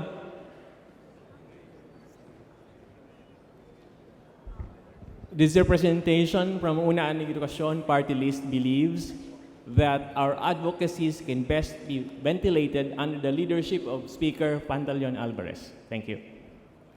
Belmonte Feliciano, Belmonte Ricardo,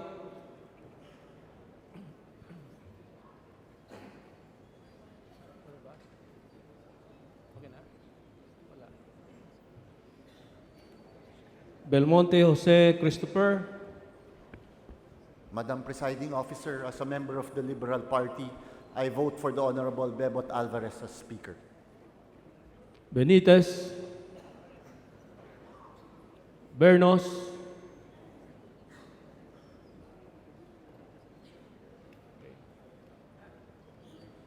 Bertis, I choose to abstain. Bertis, Your Honor, representing millions of OFW worldwide, I abstain. Biazon, Madam Chair, I vote for Congressman Pantaleon Alvarez to be the first among equals, the Speaker of the House. Thank you very much. Billones,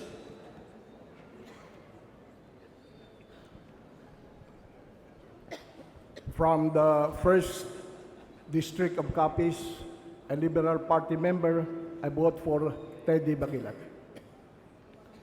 Biron, Madam Speaker, from the 4th District of the Province of Iloilo, I vote for Pantaleon Alvarez. Bolilia,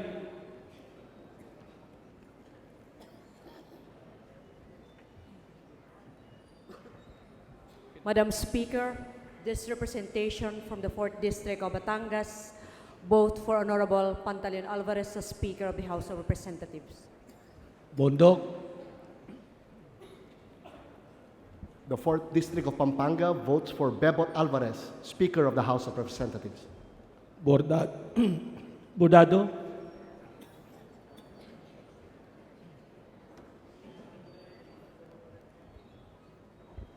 Madam Presiding Officer, in conformity with the agreement between the Liberal Party and the PDP Laban forged last night to further strengthen the process of nation building under the administration of President Digong Duterte, I am voting for Congressman Pantaleon Alvarez. Bravo, Anthony. I choose to abstain, Your Honor. Bravo, Maria Vida. Bebot Pantaleon Alvarez. Brosas. Mula sa Gabriela Party List, inihahalal namin si Honorable Pantaleon Alvarez bilang Speaker of the House. Bulot Digtang.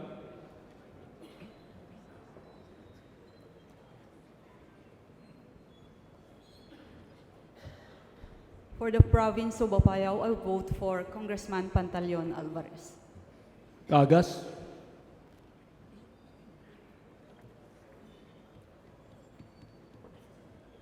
From the Lone District of Davao del Sur, I vote for Pantaleon Alvarez. Calderon.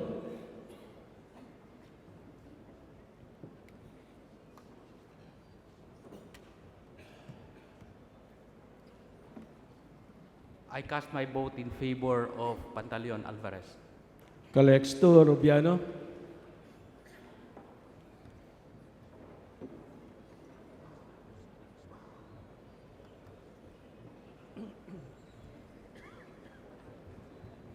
Magandang umaga po. Madam Speaker, from the lone representative of Pasay, I vote for Honorable Pantaleon Alvarez for Speaker of the House of Representatives. Caminero.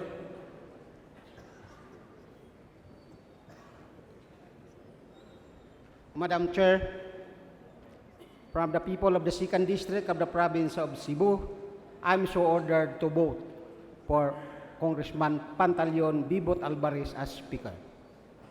Campos.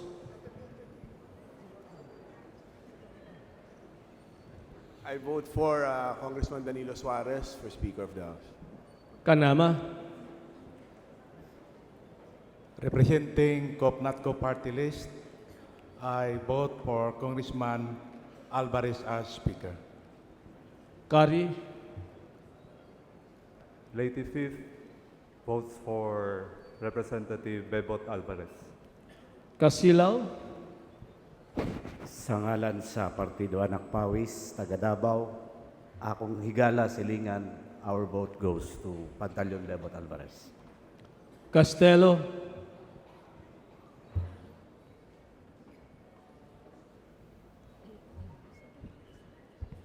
The people of District 2, Quezon City, cast its vote to Congressman Pantaleon Alvarez as the next Speaker of the 17th Congress. Castro, France.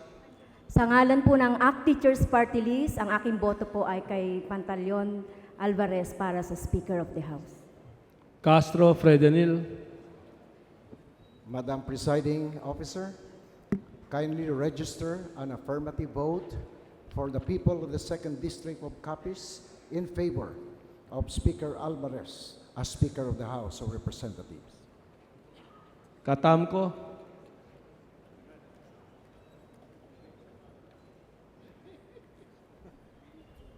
On behalf of the 2nd District of North Cotabato, this representation votes for Bebot Alvarez. Cayetano. Representing the 2nd District of Taguig City, I vote for Congressman Alvarez. Celeste.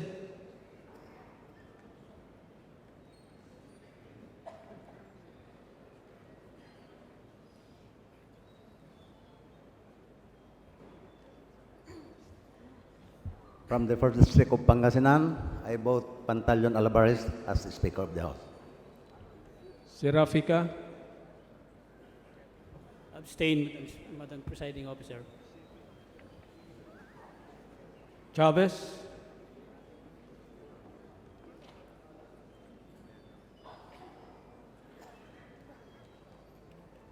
I abstain. Chepeco.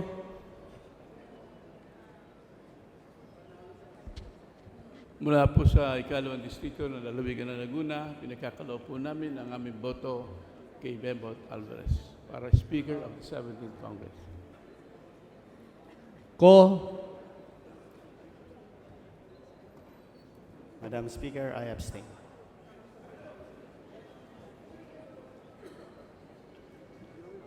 Kuwangko.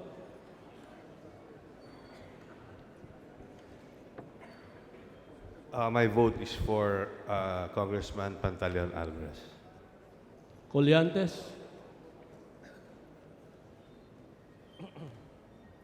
On behalf of the people of the 3rd District of Batangas, this representation votes for Speaker Bebot Alvarez. Cortes.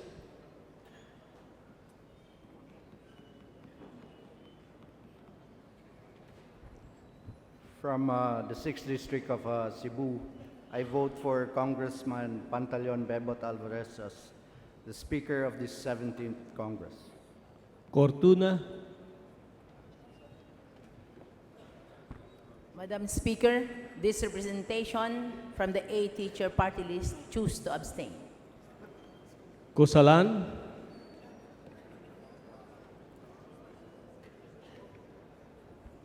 For House Speaker, Congressman Bebot Alvarez.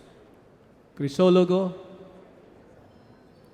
People of the 1st District of Quezon City cast its vote for our party mate, Speaker Pantaleon Alvarez. Kua. Alvarez. Quaresma. Good morning. I vote for Honorable Pantaleon Alvarez. Cueva. I vote for Congressman Pantaleon Alvarez. Dalipe.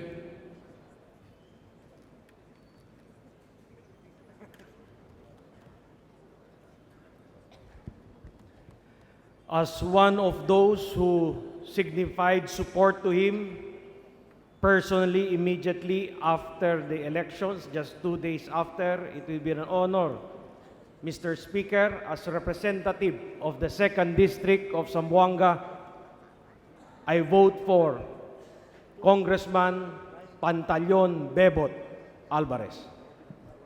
Dalog.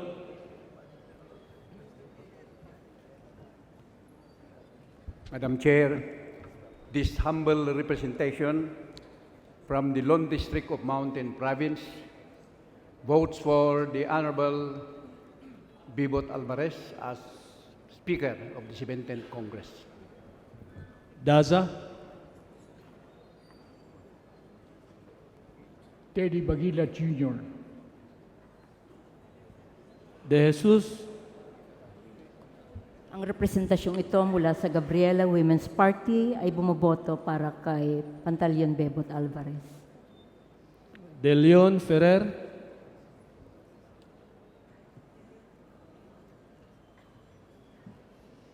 I vote for Congressman Pantaleon Alvarez. De Venecia.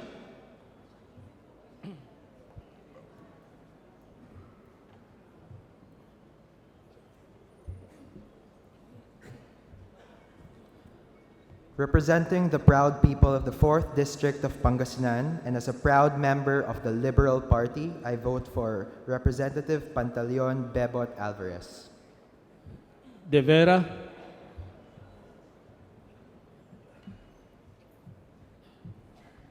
I vote to abstain. Defensor. Del Mar.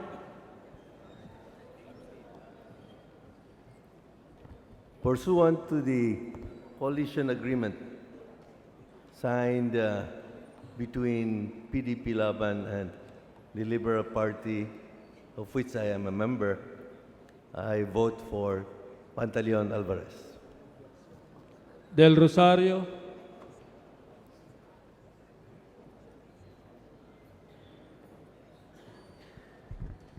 I vote for Congressman Danilo Suarez.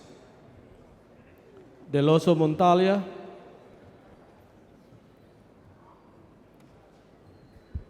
Madam Presiding Officer, this representation from the 2nd District of Zambales cast her vote for Congressman Pantaleon Alvarez. as a Speaker of the 17th Congress. De Maporo Abdullah. Madam Presiding Officer, our vote is for the Honorable Pantaleon Alvarez. De Maporo Muhammad Khalid.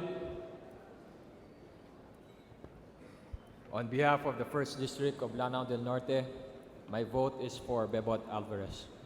David.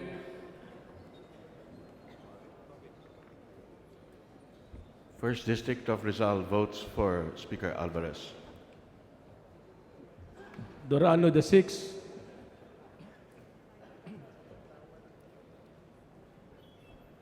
I vote for the Honorable Bebot Alvarez.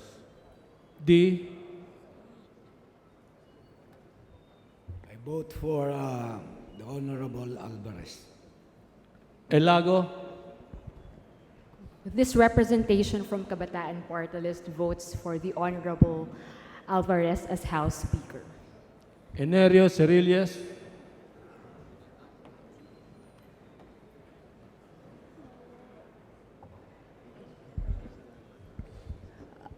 I vote for the Honorable Bebot Alvarez.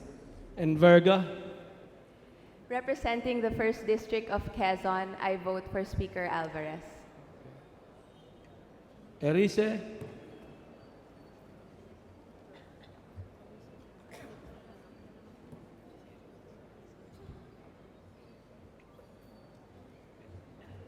Madam Chair, the Liberal Party have always respected differing opinions. The Liberal Party have always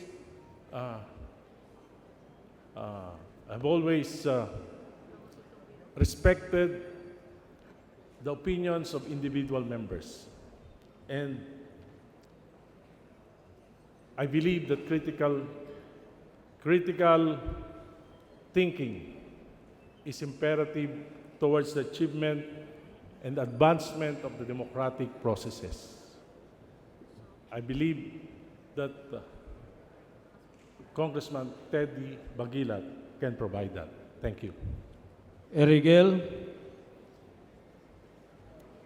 This representation from the 2nd District of La Union votes for the Honorable Pantaleon Bebot Alvarez. Ermita Buhain.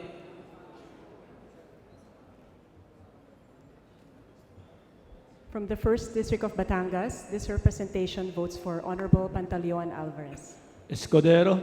From the 1st District of Sorsogon, I vote for Pantaleon Alvarez. Estrella.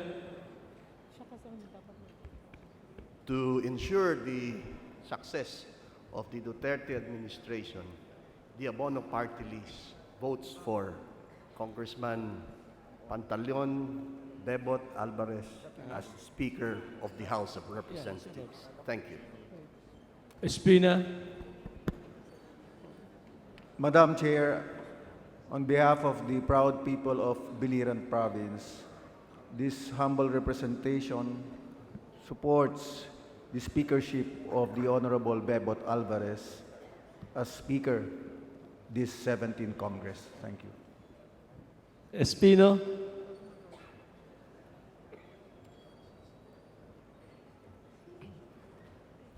The 5th District of Pangasinan votes for Congressman Pantaleon Alvarez. Eusebio.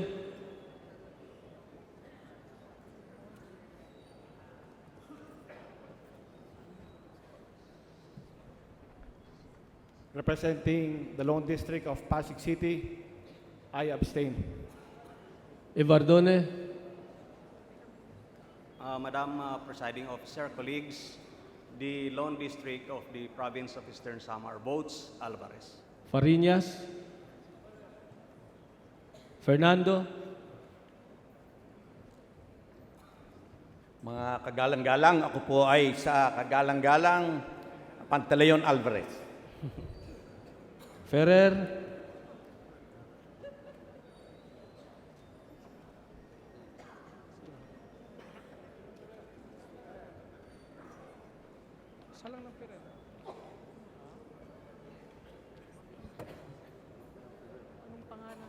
Ferrer Juliet Marie.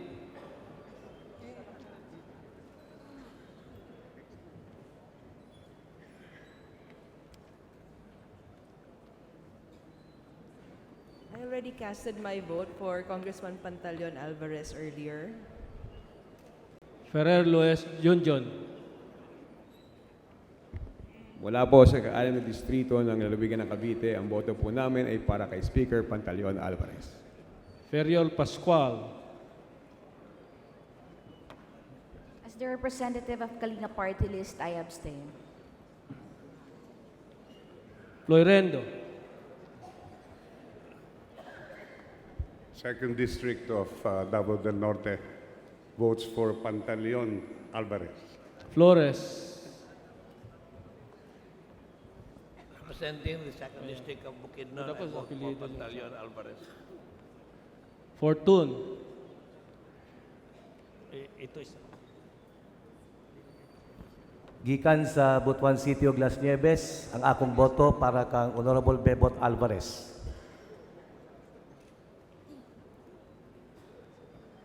Fortuno. In behalf of my constituents in the 5th District of Camarines Sur, I vote for Speaker Bebot Alvarez. Fuentebella.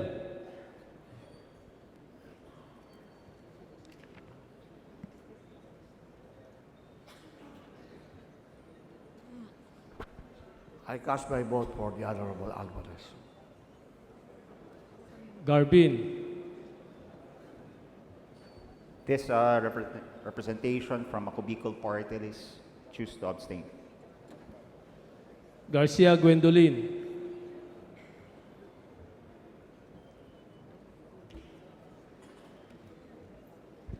For and in behalf of the 3rd District of the Province of Cebu, this representation votes for the Honorable Pantaleon Bebot Alvarez. Garcia Jose Enrique. Madam Presiding Officer, I choose to abstain. Garcia Albano. For the 2nd District of Davao City, we cast our vote for the Honorable Pantaleon Alvarez. Garin Oscar.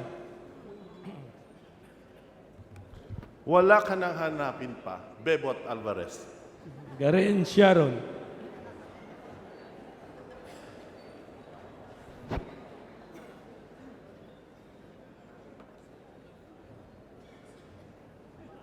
Abstain, Your Honor. Gasataya. Mula po sa lungsod ng Bacolod at miyembro ng Nationalist People's Coalition, my vote is for the Honorable Congressman Pantaleon Alvarez as Speaker of the House. Thank you. Gatchalian. In behalf of the people of the 1st District of Valenzuela City, I vote for Congressman Pantaleon Alvarez. Geron. This representation from Agricultural Sector Alliance of the Philippines, vote for Congressman Pantaleon Alvarez. Go.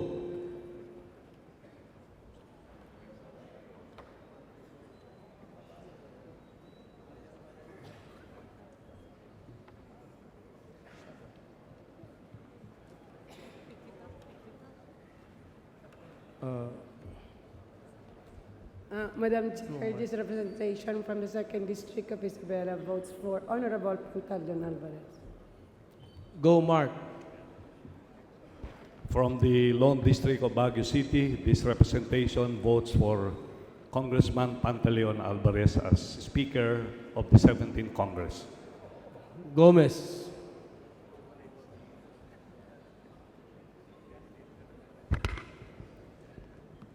Representing the 4th District of Leyte, I vote for Speaker Bebot Alvarez. Gonzaga. Representing 2nd District of Compostela Valley, I cast my vote for Speaker Alvarez. Gonzales Alexandria. Madam Chair, I vote for the Honorable Pantaleon Bebot Alvarez as Speaker of the House. Gonzales Aurelio. Madam Speaker, representing the 3rd District of Pampanga, I vote for Congressman Pantaleon Bebot Alvarez for Speaker. Gonzales Fernando. 3rd District of Albay, I vote for Congressman Pantaleon Alvarez. Goriseta. 2nd District of Iloilo, I vote for Bebot Alvarez. Gulyas. As the representative of the 1st District of Cebu, the 1st District of Cebu votes for Congressman Bebot Alvarez for Speaker. Hernandez.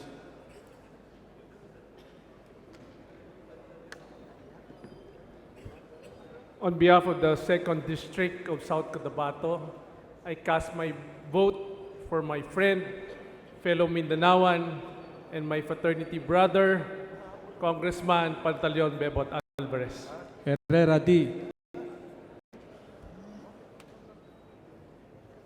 Madam Presiding Officer, sa ngalan po ng Bagong Henerasyon BH Party List, ang boto po namin ay para kay Representative Pantaleon Bebot Alvarez bilang Speaker. Maraming salamat po. Hofer.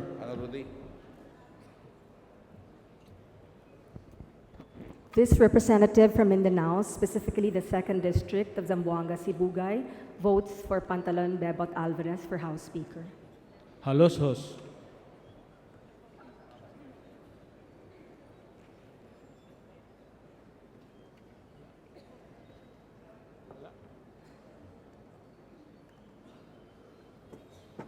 Javier. In behalf of the Lone District of Antique, I, Paolo Javier, vote for Pantaleon Alvarez as Speaker of the House. Ko. As representative of the 2nd District of Masbate and member of the Nationalista Party, I vote for Congressman Alvarez. Konghon.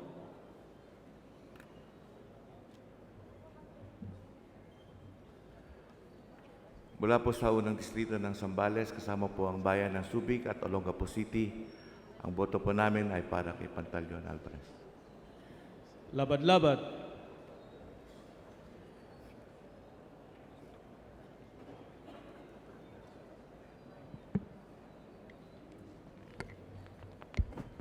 From the 2nd District of Zamboanga del Norte, I hereby cast a vote for the Honorable Pantaleon Alvarez.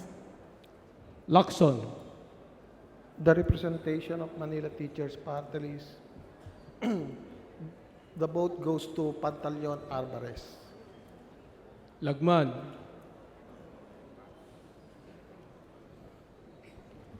Representative Teddy Bagilat Jr. Lanete.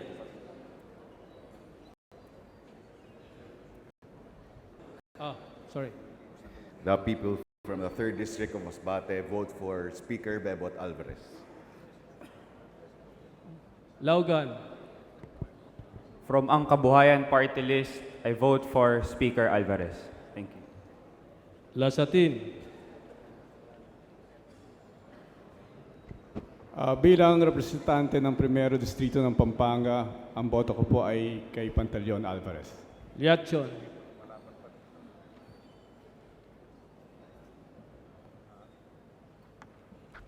Magandang umaga po. With the resounding support of our majority support of our people, the new administration deserve a chance, our people deserve a chance.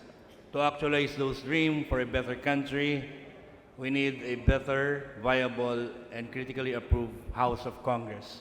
It is in this light that I, as a representative of the 1st District of Oriental Mindoro, vote for Speaker Bebot Alvarez. Lee.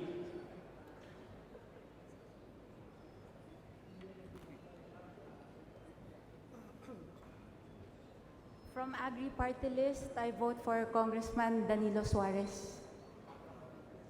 Lim Kai Chong.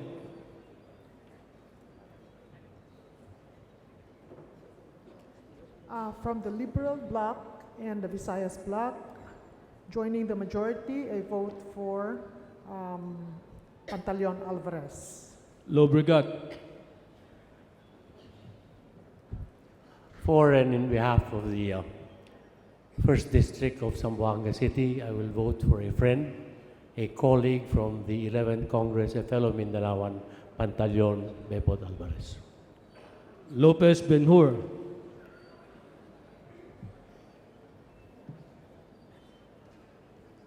Yakap Party List votes for Speaker Alvarez. Lopez Carlo,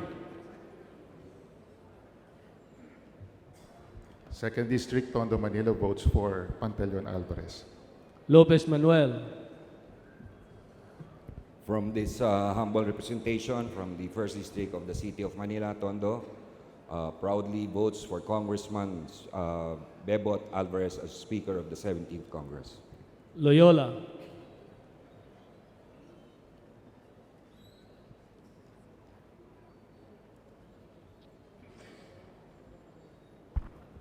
From the 5th District of Cavite, I vote in favor of Congressman Pantaleon Bebot Alvarez as Speaker of the House. Macapagal Arroyo, Maceda,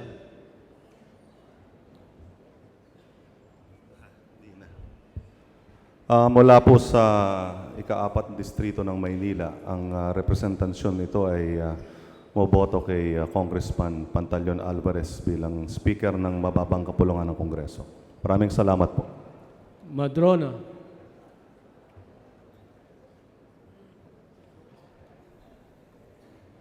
From the Lone District of Romblon, I vote for Speaker Alvarez. Malapitan,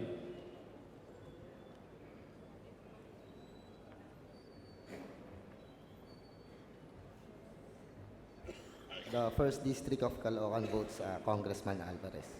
Manalo,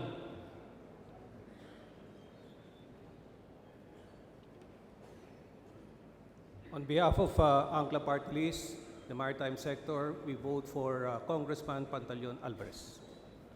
Mangawang, In behalf of the Lone District Province of Kalinga, I vote for Speaker Pantaleon Alvarez. Manguda Dato, Soharto,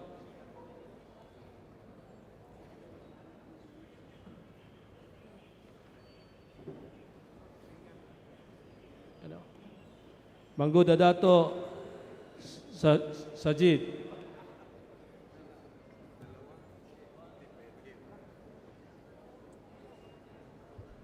Assalamualaikum, maayong adlaw sa atong tanan. On behalf of the people of the 2nd District of Maguindanao, I vote for Honorable Pantaleon Bebot Alvarez for the Speaker of the House of the 17th Congress. Marcoleta,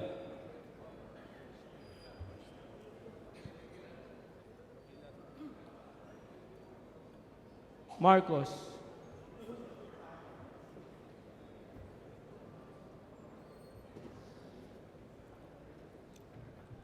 On behalf of the people of the 2nd District of Ilocos Norte, I vote for Pantaleon Alvarez for Speaker of the House of Representatives. Mariño, The 5th District of Batangas votes for Congressman Alvarez. Marquez, Madam Presiding Officer, from the Lone District of the Province of Aklan, I vote for Congressman Pantaleon Alvarez. Martinez,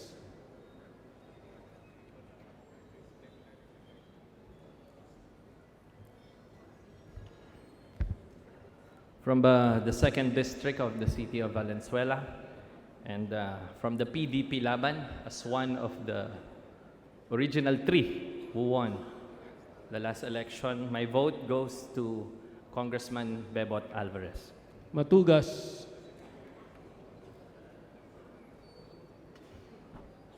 From Siargao Island, Surigao del Norte, I vote for Congressman Bebot Alvarez. Meliana,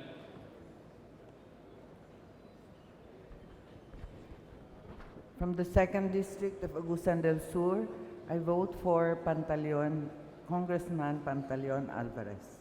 Mending, Assalamualaikum. Bilang boses ng anak Mindanao sa Kongreso, tayo po ay taas nung bumoboto sa kapatid nating Mindanaon, si Bebot Pantaleon Alvarez. Mercado,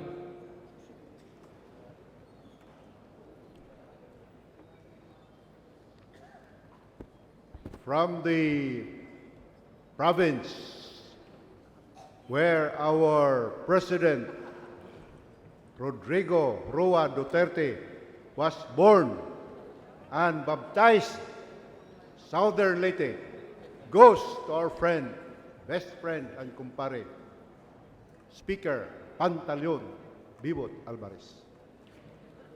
Mirasol. Representing 50th District Negros, Alvarez. Montoro.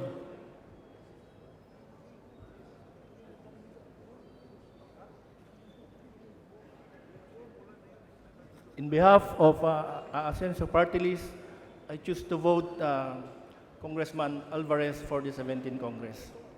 Nava.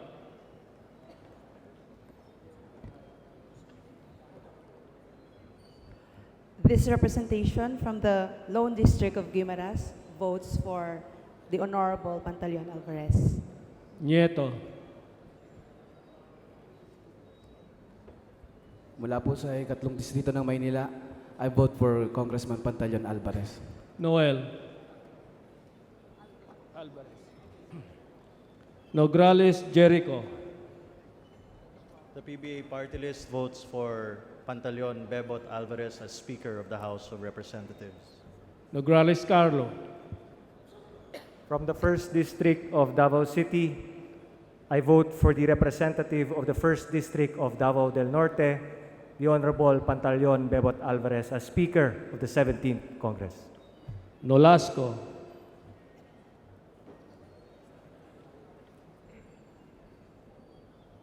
From the 1st District of the Province of Cagayan, I vote for Congressman Bebot Alvarez. Nonyes Malanyaon.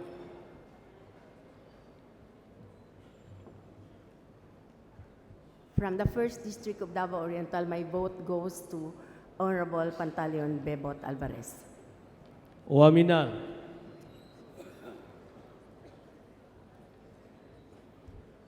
The Nacionalista Party has seconded the nomination of Congressman Pantaleon Bebot Alvarez for Speaker of the 17th Congress as a strong member of the Nacionalista Party, and as a result of my consultation with my leaders and constituents in the 2nd District of Misamis Occidental, I Congressman Pantaleon Bebot Alvarez.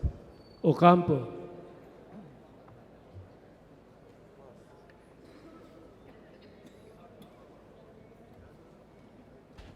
From the City of Manila, my vote is for Congressman Pantaleon Alvarez for the Speaker of the House.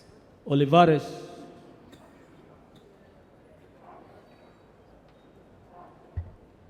Representing the 1st District of Parañaque, I vote for Congressman Pantaleon Alvarez as Speaker of the House of Representatives. Ong Eden. From the 2nd District of Leyte, I vote for Congressman Bebot Alvarez. Ong Henry. In behalf of the 2nd District of Northern Samar and National Unity Party, I vote for Speaker Pantaleon Alvarez. Ortega Pablo. 1st District of La Union votes for Kong Bebot Villar for Speaker. Bebot Alvarez. Ortega Vini. Abono Party List votes for Honorable Pantaleon Alvarez for the speakership. Pacquiao. As representative from Mindanao, particularly in Sarangani Province, I am proud to cast my vote for Bebot Alvarez. Palma.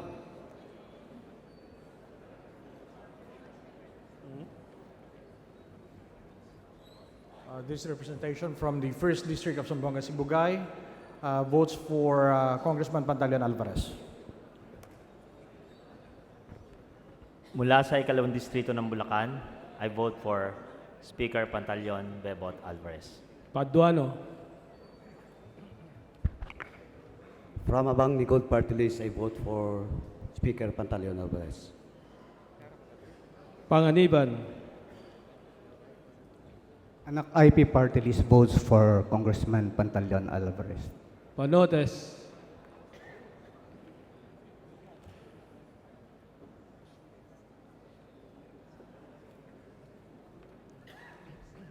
In behalf of my constituents from the 2nd District of Camarines Norte, I vote for Honorable Pantaleon Alvarez as Speaker of the House.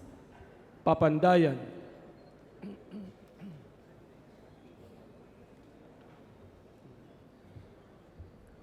Bismillahirrahmanirrahim. From the 2nd District of Lanao del Sur, I vote for Pantaleon Bebot Alvarez.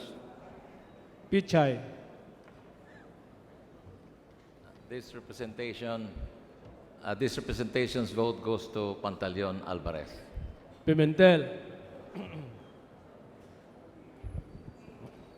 Madam Presiding Officer, from the 2nd District of the province of Surigao del Sur, I vote for Congressman Pantaleon Bebot Alvarez for the speakership. Plaza.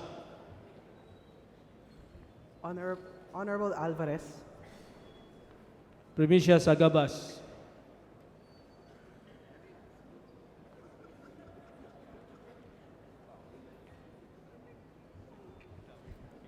In behalf of the people of the 6th District of Pangasinan, I vote for Representative Pantaleon Alvarez as Speaker of the House of Representatives of the 17th Congress. Kimbo.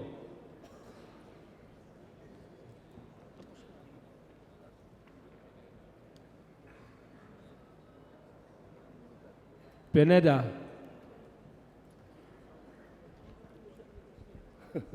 One Pacman party list votes for the Honorable Pantaleon Alvarez as Speaker of the House. Kimbo. Radasa.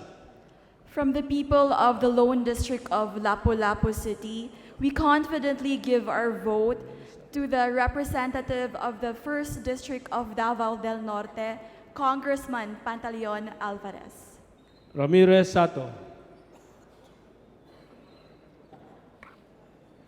As the representative of the people of Occidental Mindoro and as a proud member of the Liberal Party of the Philippines, I cast my vote in favor of the Honorable Pantaleon Alvarez for Speaker of the 17th Congress. Ramos. The 2nd District of Sorsogon votes for Pantaleon Alvarez. Relampagos. Sa ngalan sa katauhan sa unang distrito sa lalawigang Bulanon, I cast my vote for Congressman Pantaleon Bebot Alvarez. Revilla.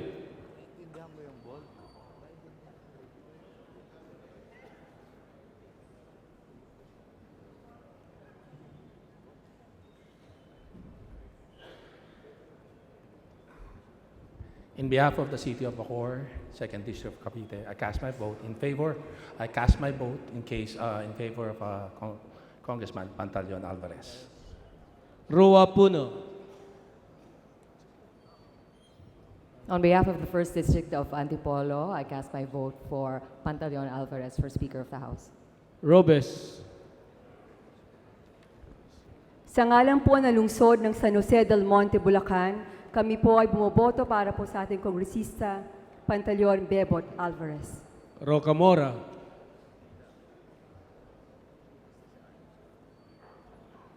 For the lone district of that beautiful island province of Siquijor, I cast my vote in favor of Honorable Bebot Alvarez as Speaker of the House. Rodriguez Isidro. From the 2nd District of Rizal, I vote for Congressman Alvarez as Speaker of the House of Representatives. Rodriguez Maximo.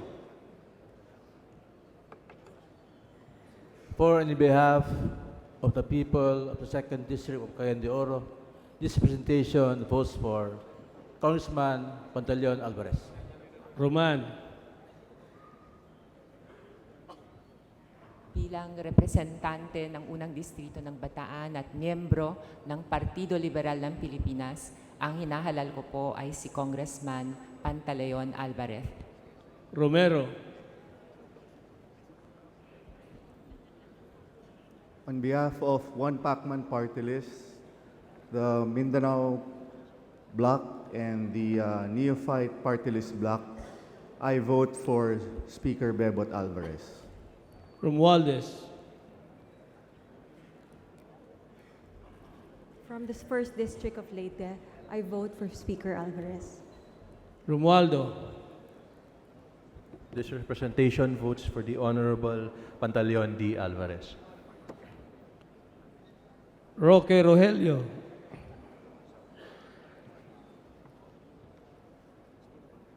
On behalf of the 4th District of Bukidnon, I vote for Pantaleon Bebot Alvarez.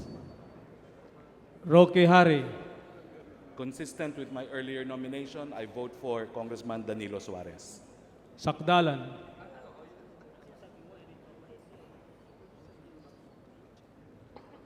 On behalf of the 1st District of North Cotabato, I vote for Pantaleon Bebot Alvarez. Sagarbaria.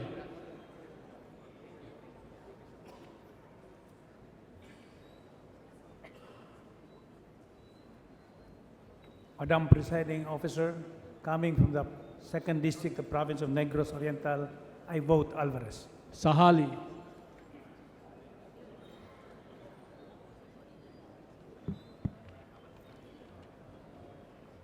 Assalamualaikum. From the Lone District of Tawi-Tawi, I vote for Speaker Pantaleon Alvarez. Salceda. Alvarez. Salimbangon.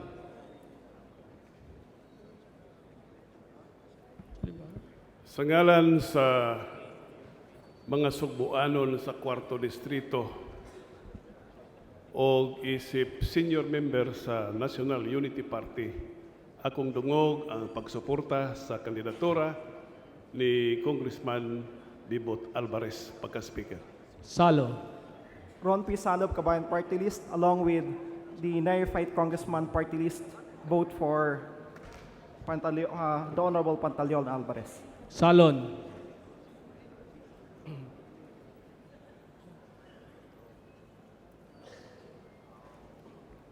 Mula sa Agri Party List, kami po ay bumoboto kay Congressman Danny Suarez. Sambar. PBA Party List votes for Speaker Bebot Alvarez. Sandoval. He was my esteemed colleague during the 11th Congress. During the 12th Congress, I had the honor of defending his budget when he was Secretary of Transportation and Communication. In the 17th Congress, I again look forward to working with him under his leadership as Speaker. Madam Speaker, I, together with the people of Malabon City, vote for Bebot Alvarez. Santos Recto.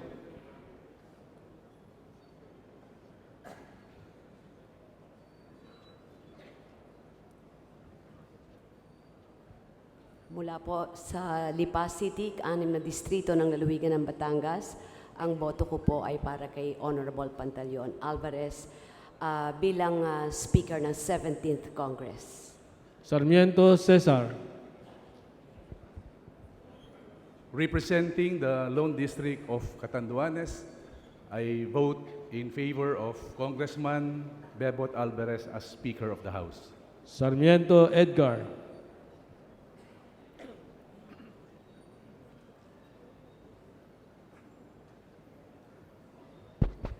Madam Presiding Officer, good afternoon. Ladies and gentlemen, good afternoon. To support the legislative agenda of the Honorable President of the Republic of the Philippines, this humble representation from the 1st District of Western Samar and a member of the Liberal Party of the Philippines, support ihatag ko na kon botos kan Pantaleon, Representante Pantaleon Alvarez. Mopay nga, kulob, Presiding Officer. Salamat. Sabeliano. Representing the 1st District of the Heritage Province of Ilocos Sur, we're voting for Congressman Pantaleon Alvarez. Sema.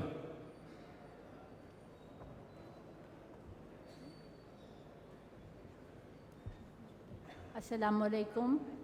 Cotabato City and the First District of Maguindanao vote for Pantaleon Alvarez for Speaker. Xiao. Representing the Lone District of Iligan, we would like to support a fellow Mindanaoan, Bebot Alvarez. Silverio.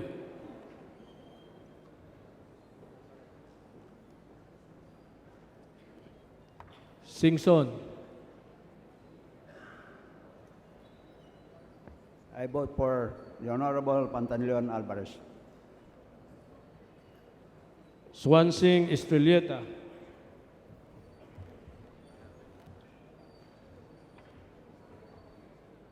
Madam Presiding Officer, as the representative of the people of the First District of Nueva Ecija, I express my support and I vote for Representative Pantaleon Alvarez as Speaker of the House of Representatives for 17th Congress. Thank you.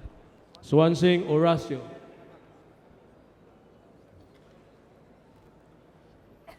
Representing the 2nd District of Sultan Kudarat and a member of Mindanao Bloc, I support and vote for Speaker Pantaleon Alvarez for a Speaker of the 17th Congress.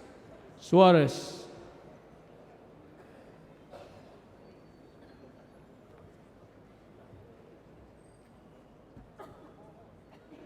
Mr. Presiding Officer, I cannot vote for myself.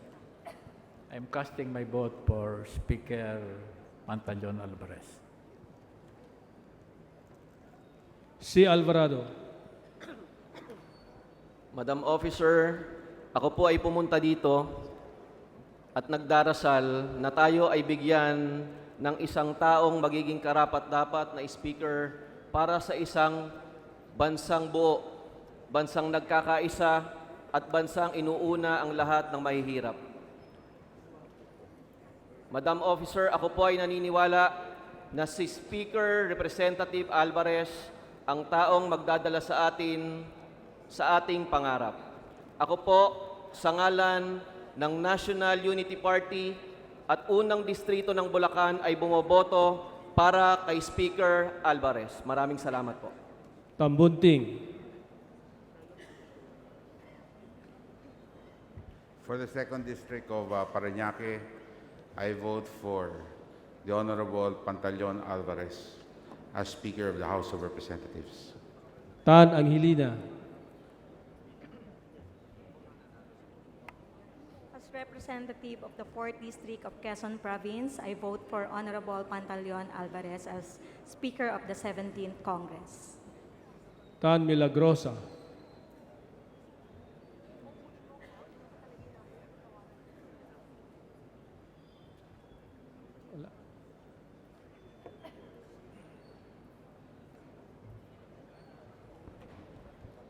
I vote for Congressman Bebot Alvarez as Speaker of the 17th Congress. Tan Sherney.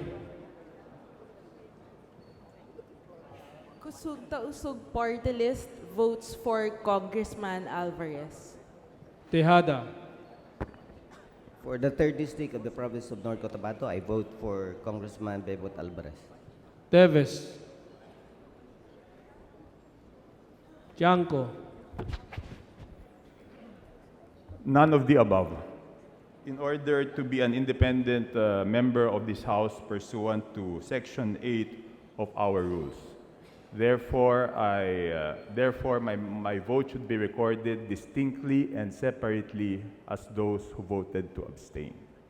Thank you.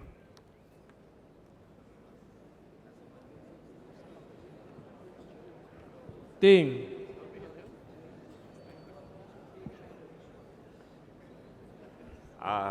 I vote for the Honorable Pantaleon Alvarez as Speaker of the House. Tinio. Tolentino. Congressman Bebot Alvarez mula po sa ikapitong distrito ng Cavite. Treñas.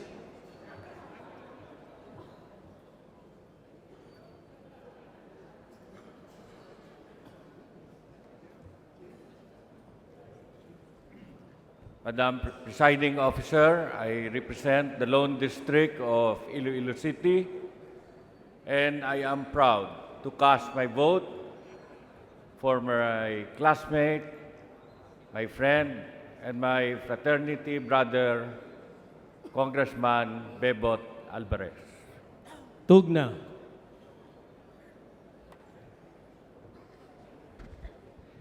Mr. Speaker, to share in the legislative agenda of the administration, SIBAC Party List cast its vote in favor of Congressman Pantaleon Alvarez.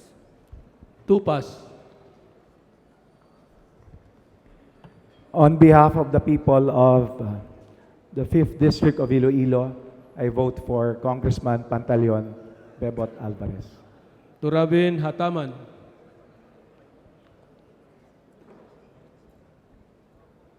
Bismillahirrahmanirrahim. Assalamu alaikum warahmatullahi ta'ala wabarakatuhu. In the name of peace, especially for the Bangsamoro, for regional equity and national unity, Amin Anak Mindanao gives its vote to Congressman Alvarez. T.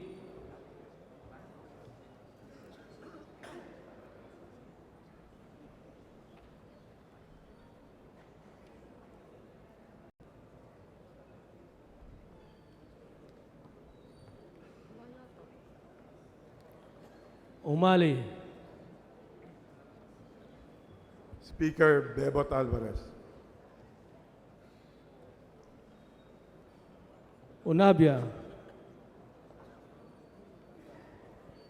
I respectfully support and vote for Congressman Bebot Alvarez. Ungab. Representing the 3rd District of Davao City, I cast my vote for Congressman Pantaleon Bebot Alvarez. Unico. Representing the 1st District of Camarines Norte, I vote for Congressman Alvarez. Uy Juliet. Representing the 2nd District of Misamis Oriental, I vote for Pantaleon Alvarez for the 17th Congress as Speaker of the House. Uy Rolando.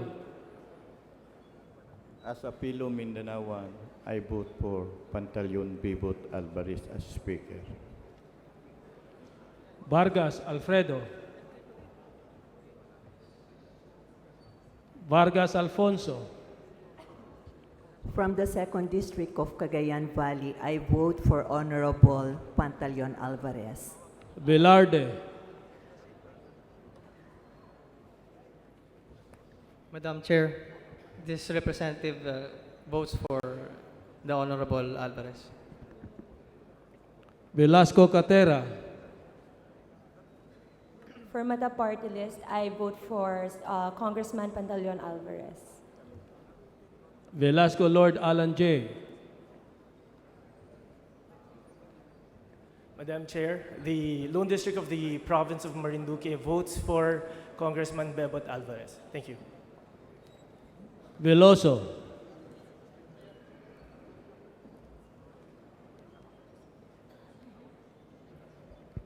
In representation of the 3rd District of Leyte, I vote for a fraternity brother, Pantaleon Alvarez. Vergara.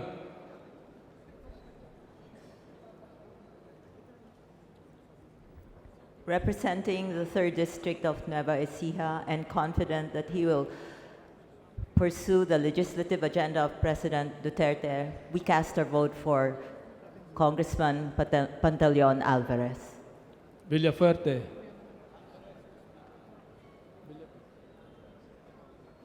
Villanueva.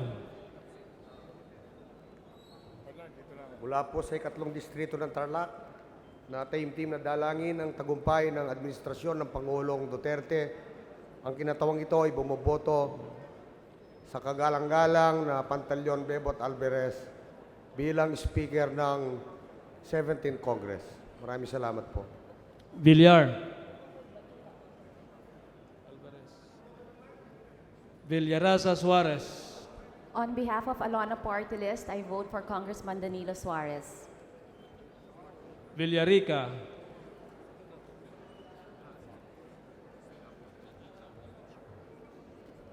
As representative of the 4th District of Bulacan, I vote for the Honorable Pantaleon Bebot Alvarez. Villarin.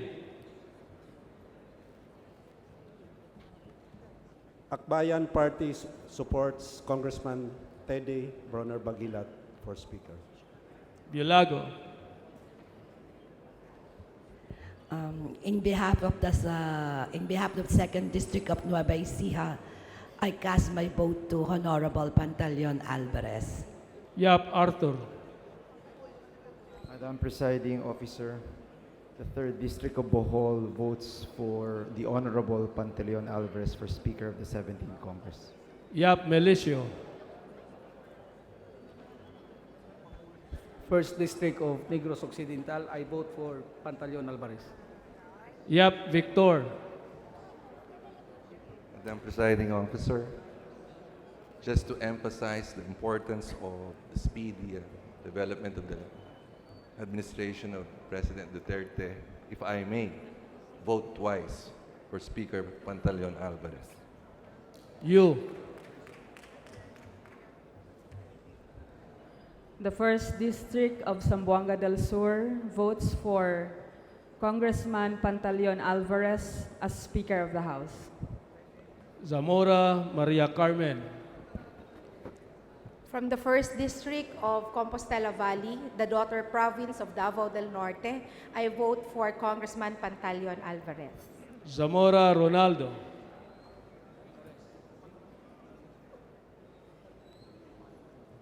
Sarate.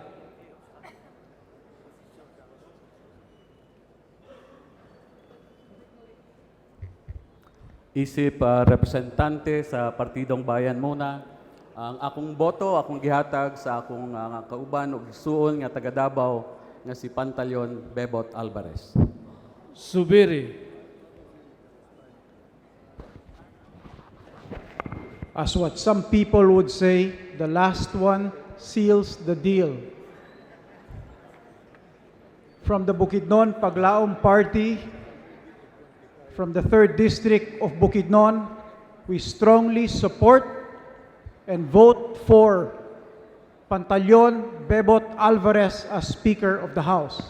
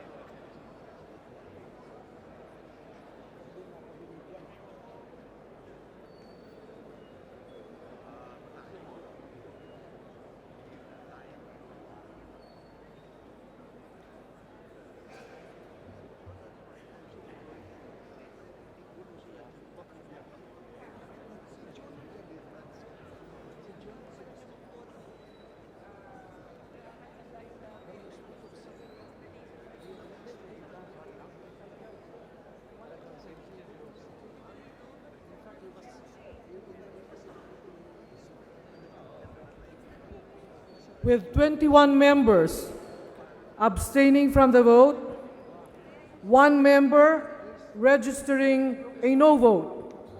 The results of the voting show that the gentleman from the 1st District of Davao del Norte, the Honorable Pantaleon D. Alvarez, garnered 251 votes. The gentleman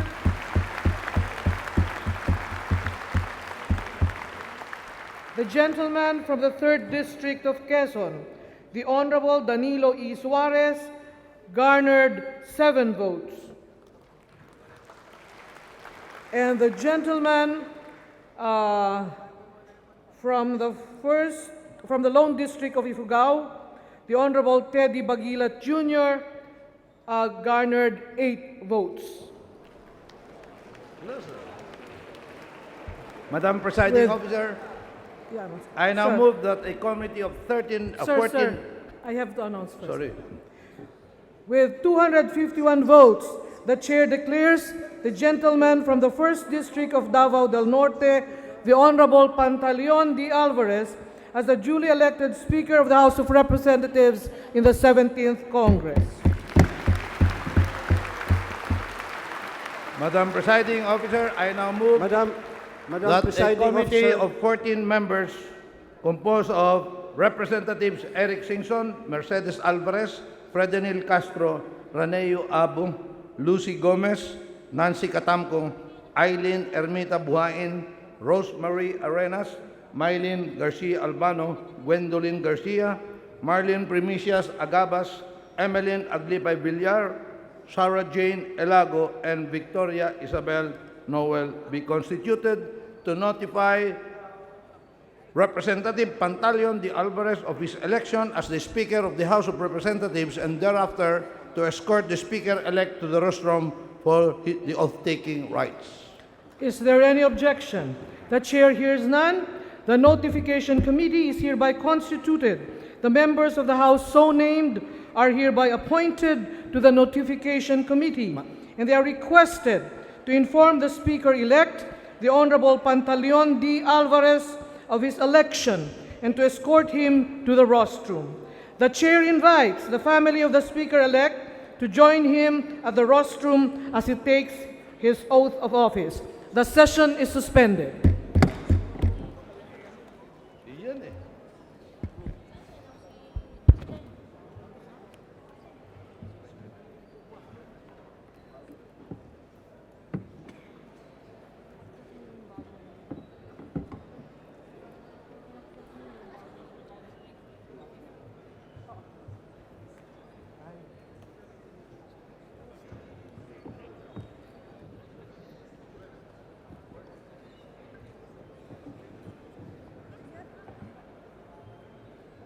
Bakit ako gagamit sa kanina?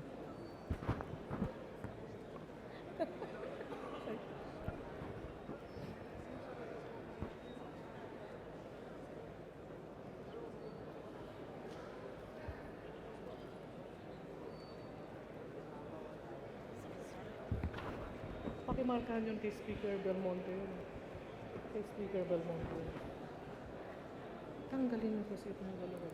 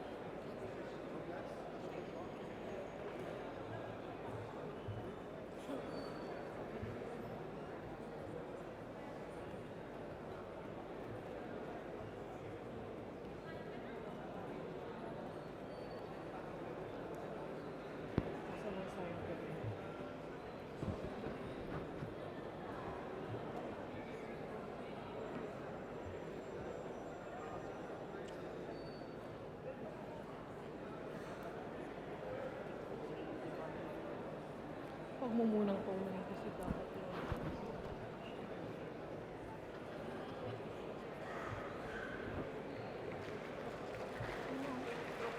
Announce, announce!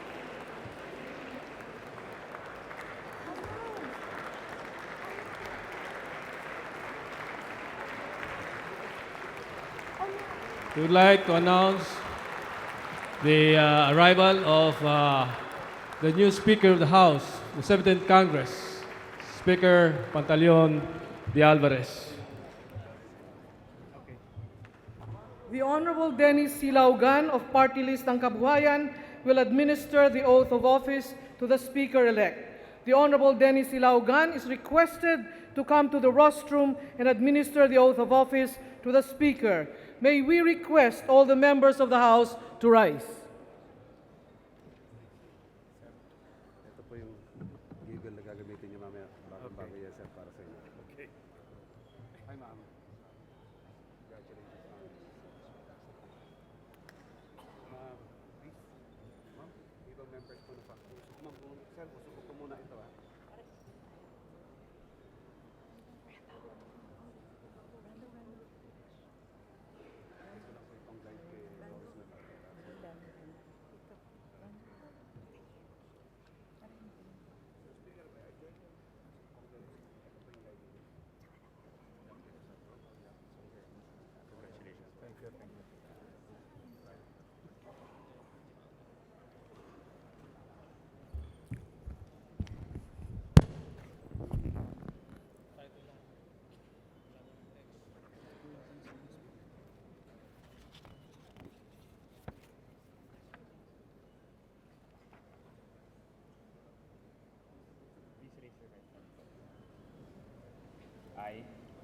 I, Pantaleon D. Alvarez, of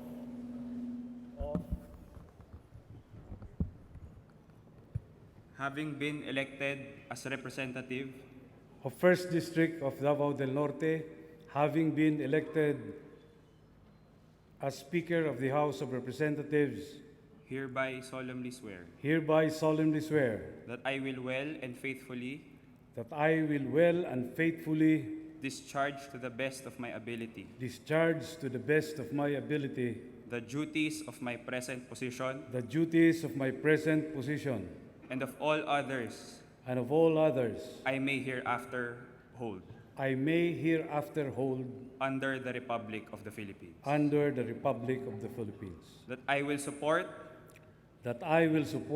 and defend the Constitution the Constitution of the Philippines. That I will bear true faith and allegiance to the same. And that I will obey the laws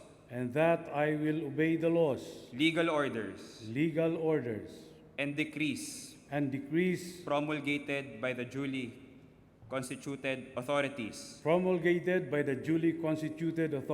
of the Republic of the Philippines. And that I impose this obligation upon myself voluntarily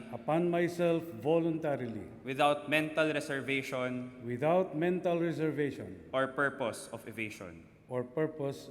So help me God. So help me God. Speaker. Congratulations. Thank you.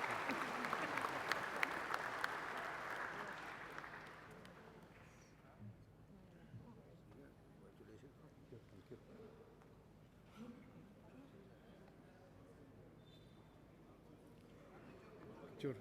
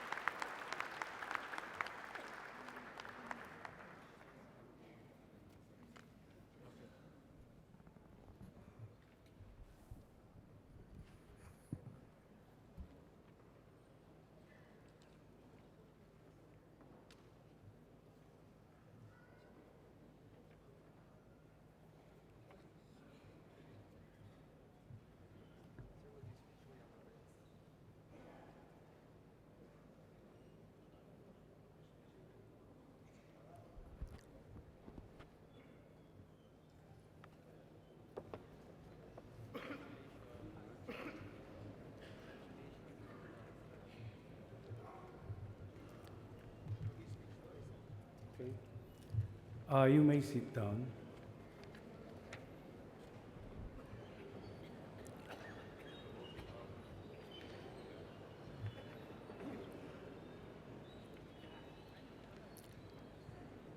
Colleagues, guests, ladies and gentlemen, President Rodrigo Roa Duterte was elected into office on the basis of a simple promise to the Filipino people: genuine change.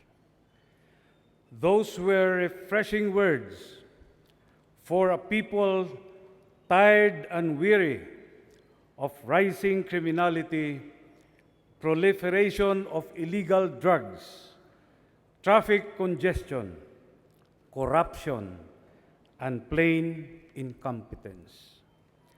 Those were the words that blew on the mainsail of his campaign and brought him to a new horizon, the horizon of national transformation.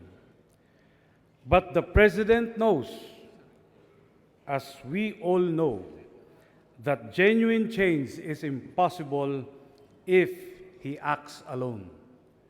No one, man or woman, not even a Superman, can forge genuine change without the cooperation of the other branches of government and the cooperation of the people themselves.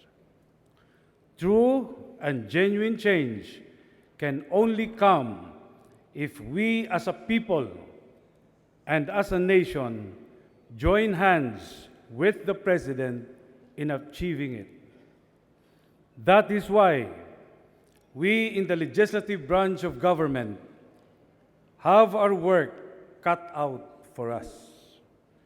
We must give the President the necessary legislation which will be his tools to effect meaningful and genuine change. In sum, we too must be instruments of change. We must reimpose the death penalty for heinous crimes. Among ASEAN nations, only Cambodia and the Philippines have no capital punishment. All the other 8 countries impose death penalty in various forms and for various crimes. As the President has said, it is a simple universal law of karma.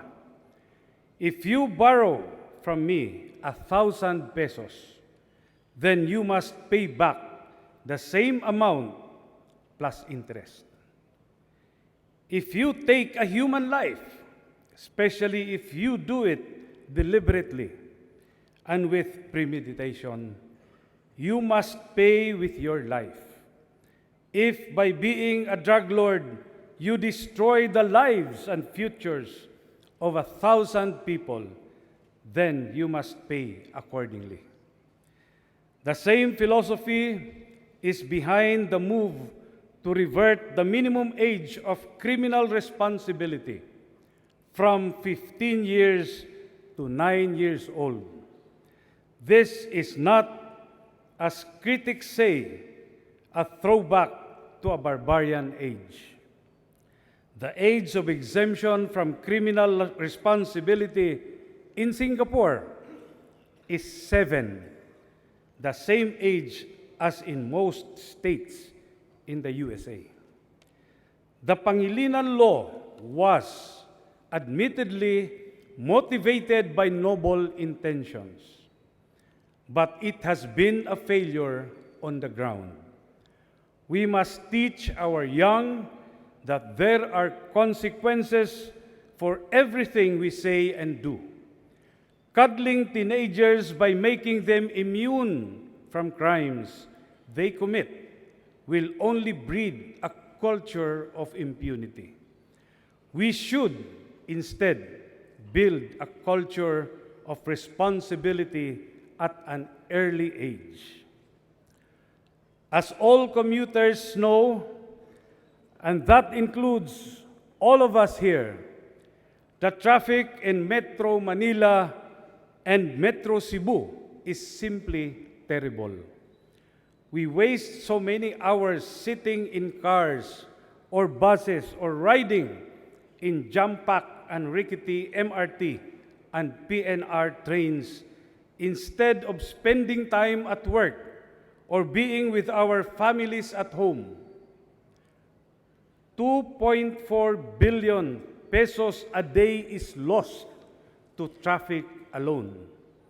The situation is, in most certain terms, a true crisis which needs emergency powers to enable the President to act.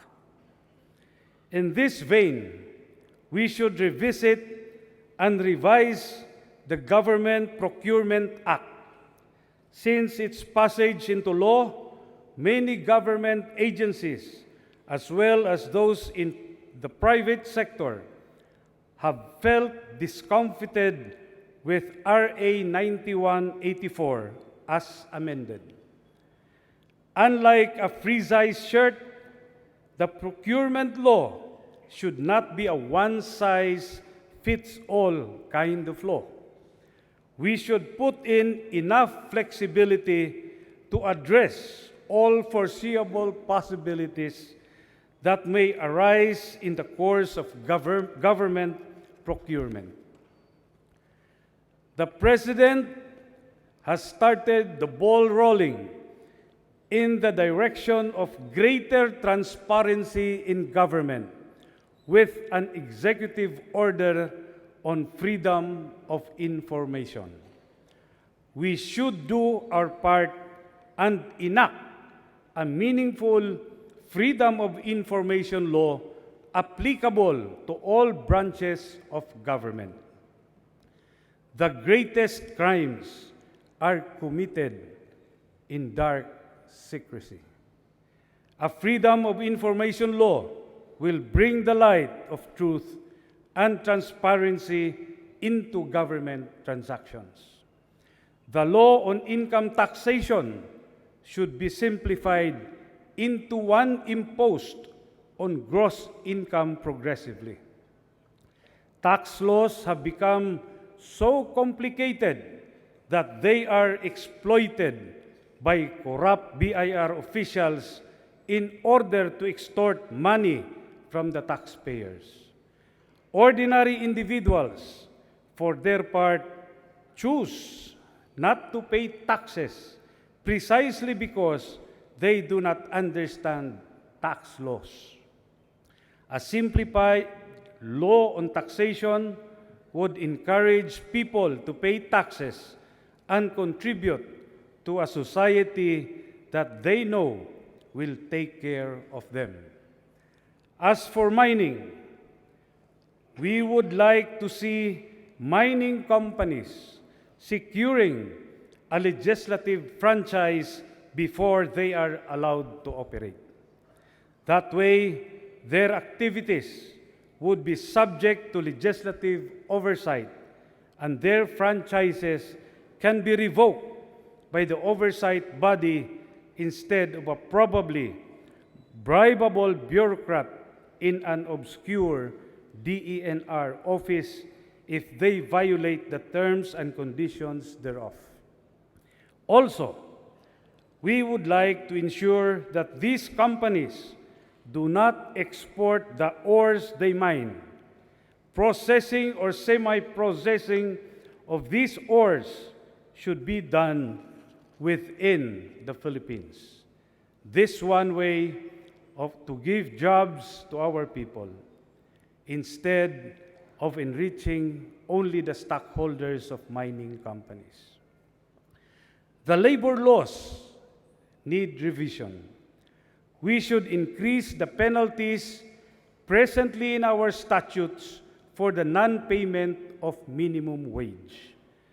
And the National Wages and Productivity Commission, the DOLE, should have an arm that will make sure violators are prosecuted.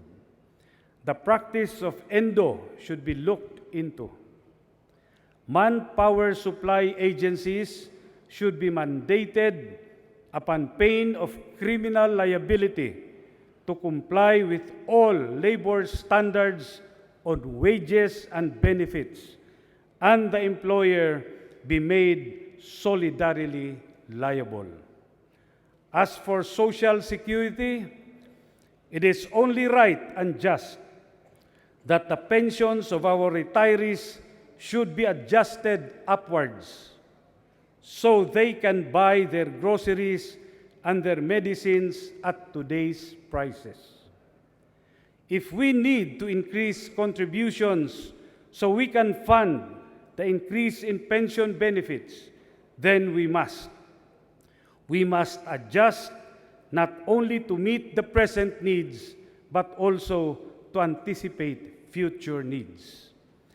During elections, our senior citizens and PWDs, or differently abled citizens, should have the option to avail of the procedures for absentee voting.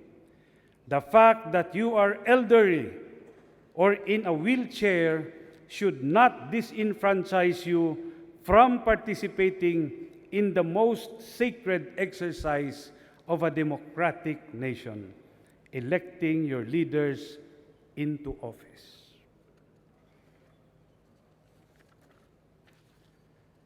Instead,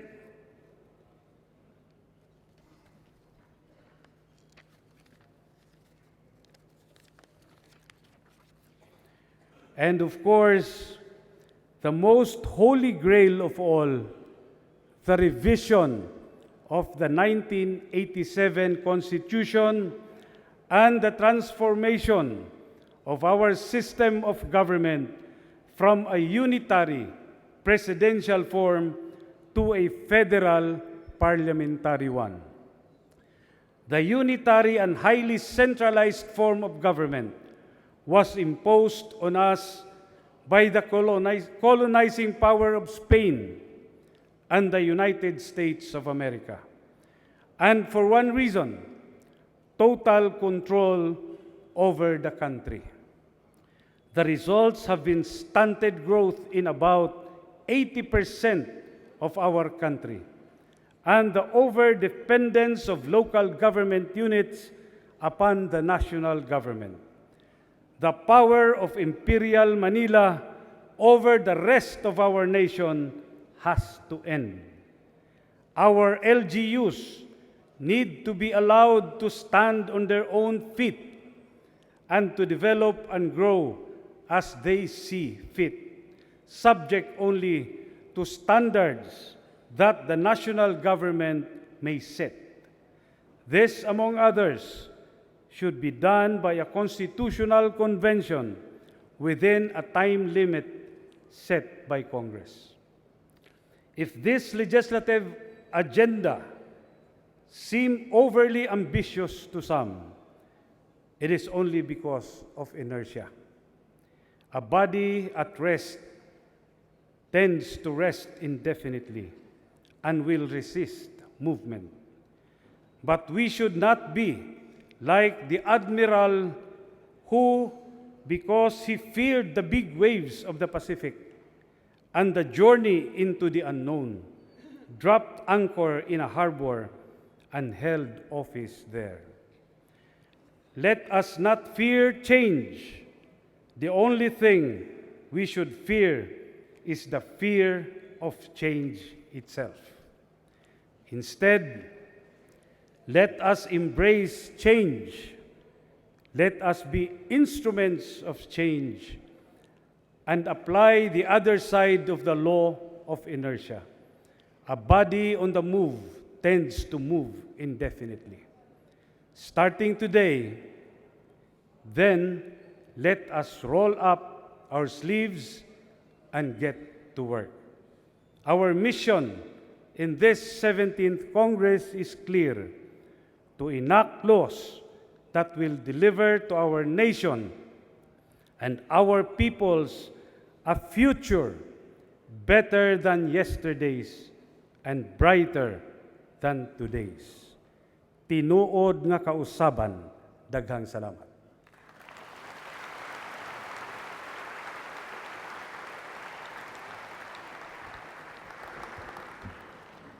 Mr. Speaker, on behalf, Mr. Majority Leader. at this point, on behalf of the body, I wish to commend the leadership of the House of Representatives 16th Congress for its successful stewardship of this chamber in passing vital legislations aimed at improving the quality of life of every Filipino. For this purpose, I move that we adopt the following resolutions: House Resolution number 106, 107, and 108.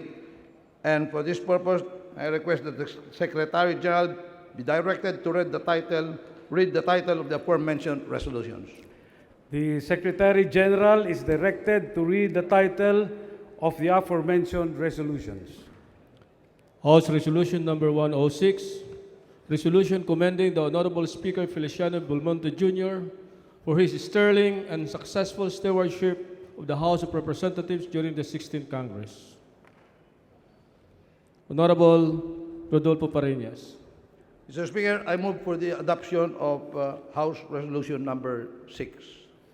There is a motion to adopt the aforementioned resolution. Is there any objection? There being none, the aforementioned resolution is hereby adopted. House Resolution number 107, resolution commending the Honorable Neptali M. Gonzales II, Representative Lone District of Mandaluyong City, for his sterling qualities and his dedicated and exemplary service as Majority Leader during the 11th, 12th, 15th, and 16th Congress. Honorable Rodolfo C. Parinas. Mr. Speaker, I move for the adoption of House Resolution number 107. There is a motion to adopt resolution number 107. Is there any objection? There being none, the aforementioned resolution is hereby adopted. House Resolution number 108, resolution commending the Honorable Ronaldo B. Zamora for his sterling qualities and his dedicated and exemplary service as Minority Leader of the House of Representatives. Honorable Farinas. Mr. Speaker, I move for the adoption of House Resolution number 108. There is a motion to adopt House Resolution number 108. Is there any objection? There being none, the aforementioned resolution is hereby adopted. Mr. Speaker, I move that we now proceed to the oath-taking of the members of the House. All members of the House, please rise.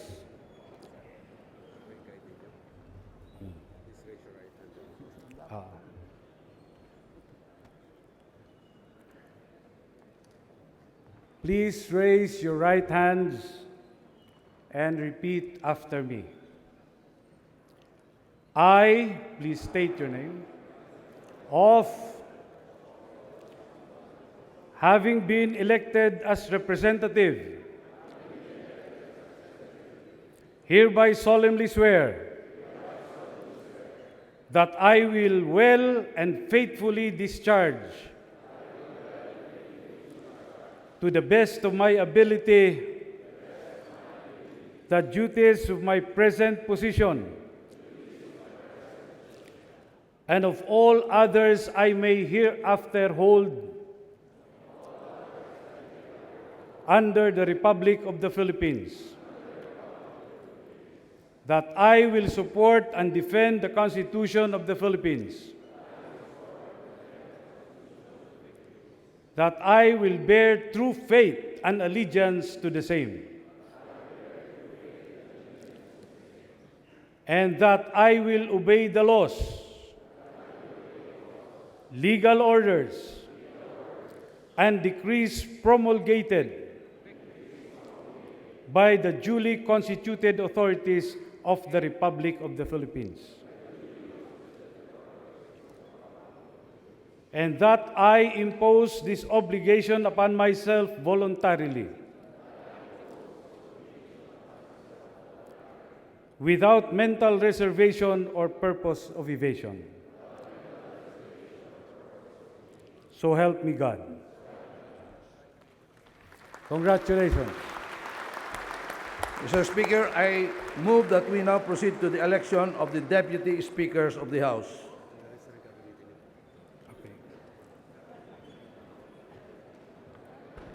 Is there any objection?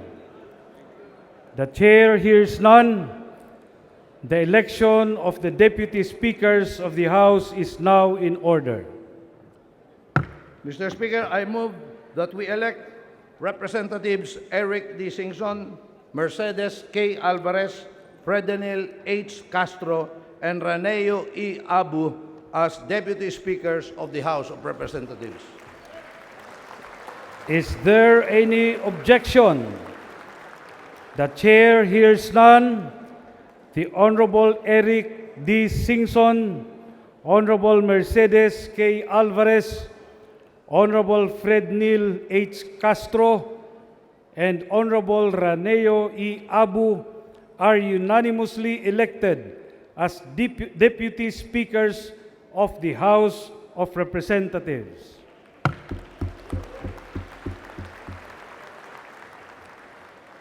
May we request the Honorable Deputy Speaker-elect, Honorable Eric D. Singson, to go up to the rostrum with the members of his family for his oath-taking.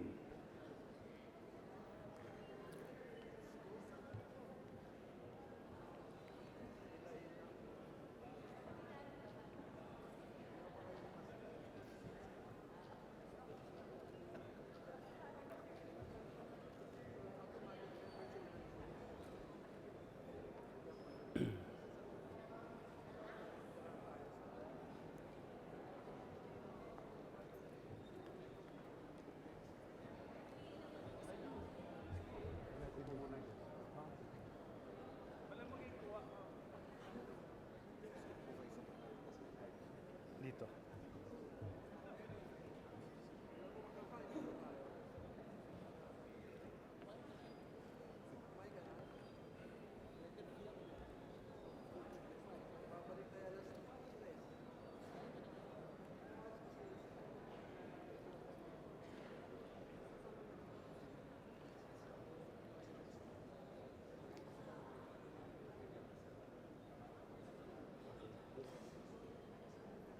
Please raise your right hand and repeat after me. I, please state your name, of Ilocos Sur, 2nd District, Ilocos Sur, having been elected having been elected as as Deputy Speaker, hereby solemnly swear hereby solemnly swear that I will well and faithfully discharge to the best of my ability that I will well and faithfully discharge to the best of my ability the duties of my present position the duties of my present position, and of all others I may hereafter hold and of all others I may hereafter hold under the Republic of the Philippines. under the Republic of the Philippines, That I will support and defend the Constitution of the Philippines. that I will support and defend the Constitution of the Philippines, That I will bear true faith and allegiance to the same. that I will bear true faith and allegiance to the same, And that I will obey the laws, and that I will obey the laws, legal orders, legal orders, and decrees promulgated and decrees promulgated by the duly constituted authorities of the Republic of the Philippines. by the duly constituted authorities of the Republic of the Philippines, And that I impose this obligation upon myself voluntarily, and that I impose this obligation upon myself voluntarily, without mental reservation or purpose of evasion. without mental reservation or purpose of evasion. So help me God. So help me God. Congratulations. Thank you, sir. Thank you very much. Congratulations.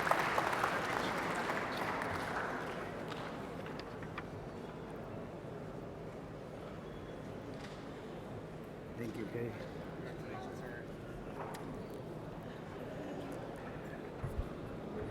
May I request the Honorable Deputy Speaker-elect, Honorable Mercedes K. Alvarez, to go up to the rostrum with the members of her family for her oath taking.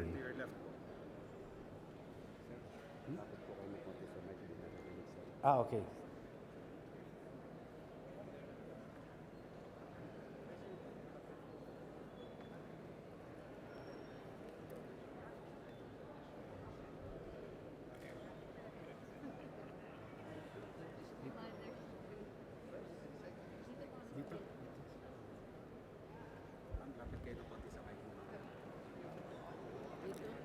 Please raise your right hand and repeat after me. I, please state your name, I, Mercedes Alvarez, having been elected as, Deputy Speaker, hereby solemnly swear hereby solemnly swear that I will well and faithfully discharge to the best of my ability that I will well and faithfully discharge to the best of my ability the duties of my present position, the duties of my present position, and of all others I may hereafter hold and of all others I may hereafter hold under the Republic of the Philippines. under the Republic of the Philippines, That I will support and defend the Constitution of the Philippines. that I will support and defend the Constitution of the Philippines, That I will bear true faith and allegiance to the same. that I will bear true faith and allegiance to the same, And that I will obey the laws, and that I will obey the laws, legal orders, legal orders, and decrees promulgated and decrees promulgated by the duly constituted authorities of the Republic of the by Philippines. the duly constituted authorities of the Republic of the Philippines,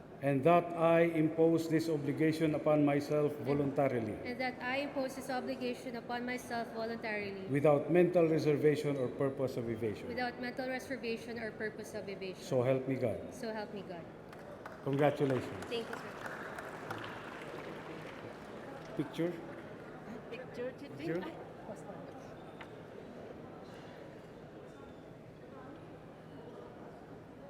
Okay, thank you. Thank you. May we request the Honorable Deputy Speaker-elect, Honorable Fred Neil Castro, to go up to the rostrum with the members of his family for his oath taking.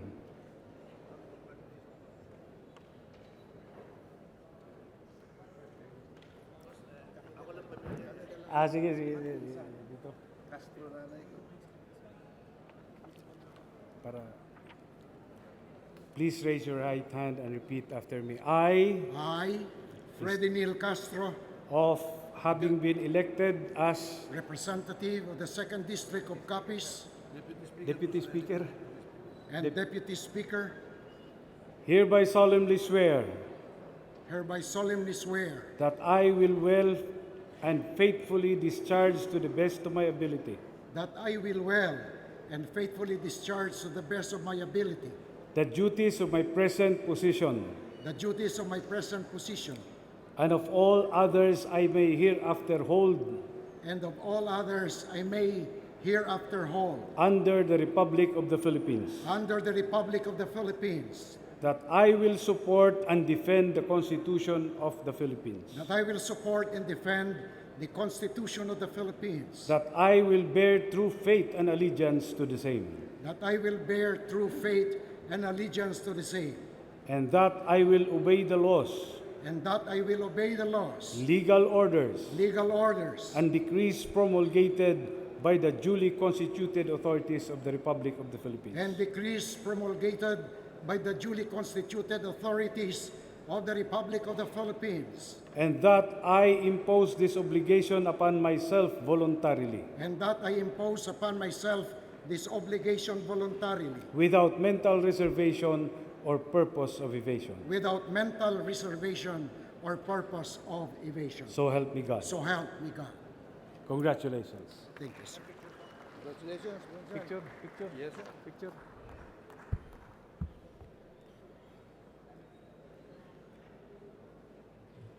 Okay, thank you. Thank you. Marami ka po ulit. Sir, ito po muna yung guide. For that Okay. picture. Nicolas, sir, sandali po ito. Ikaw correct lang po.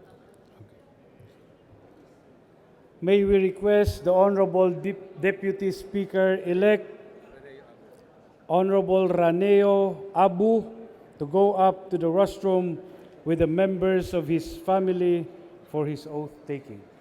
Ikaw lang. Nagpampundi na ako. Please raise your right hand and repeat after me. I, please state your name, I, Raneo Abu, having been elected as having been elected as second Deputy Speaker, hereby solemnly swear hereby solemnly swear that I will well and faithfully discharge to the best of my ability that I will well and faithfully discharge to the best of my ability the duties of my present position the duties of my present position and of all others I may hereafter hold under the Republic of the Philippines. and of all others I may hereafter hold under the Republic of the Philippines, That I will support and defend the Constitution of the Philippines. that I will support and defend the Constitution of the Philippines, That I will bear true faith and allegiance to the same. that I will bear true faith and allegiance to the same, And that I will obey the laws, and that I will obey the laws, legal orders, and decrees promulgated by the duly constituted authorities of the Republic of the Philippines. and decrees promulgated by the duly constituted authorities of the Republic of the Philippines, And that I will impose this obligation upon myself voluntarily, and that I impose this obligation upon myself voluntarily, without mental reservation or purpose of evasion. without mental reservation or purpose of evasion. So help me God. So help me God. Congratulations. Thank you very much, Mr. Speaker. Deputy, congratulations. Picture, picture.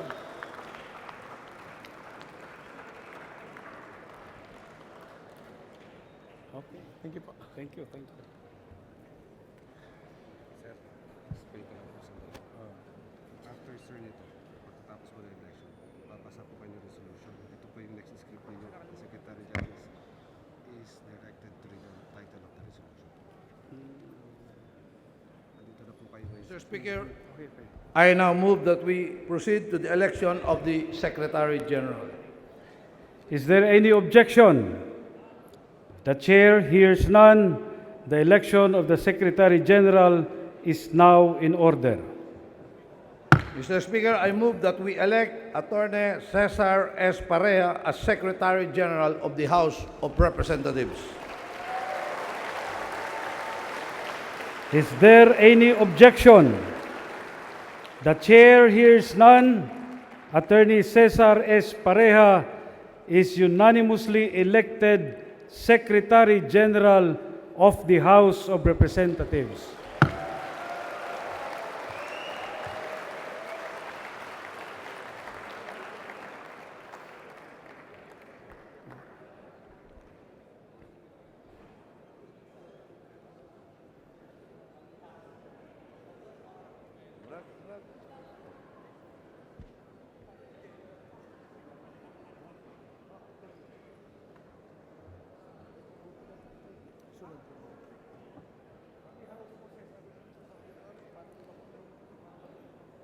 Sir, ito po ulit yung guide, sir.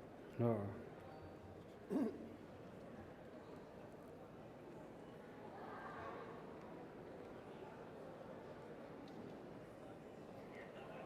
May we request Secretary General-elect Attorney Cesar Pareja to go up to the rostrum with the members of his family for his oath taking.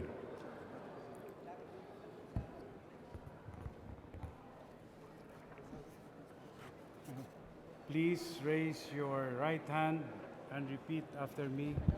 I, please state your name, Cesar Strait Pareja, having been elected as having been elected as Secretary General, hereby solemnly swear hereby solemnly swear that I will well and faithfully discharge to the best of my ability that I will well and faithfully discharge to the best of my ability the duties of my present position the duties of my present position and of all others I may hereafter hold and of all others I may hereafter hold under the Republic of the Philippines, under the Republic of the Philippines, that I will support and defend the Constitution of the Philippines, that I will support and defend the Constitution of the Philippines, that I will bear true faith and allegiance to the same, that I will bear true faith and allegiance to the same, and that I will obey the laws, and that I will obey the laws, legal orders, and decrees promulgated by the duly constituted authorities of the Republic of the Philippines, and decrees promulgated by the duly constituted authorities of the Republic of the Philippines, and that I impose this obligation upon myself voluntarily, and that I impose this obligation upon myself voluntarily, without mental reservation, or purpose of evasion. So help me God. So help me God. Congratulations. Congratulations.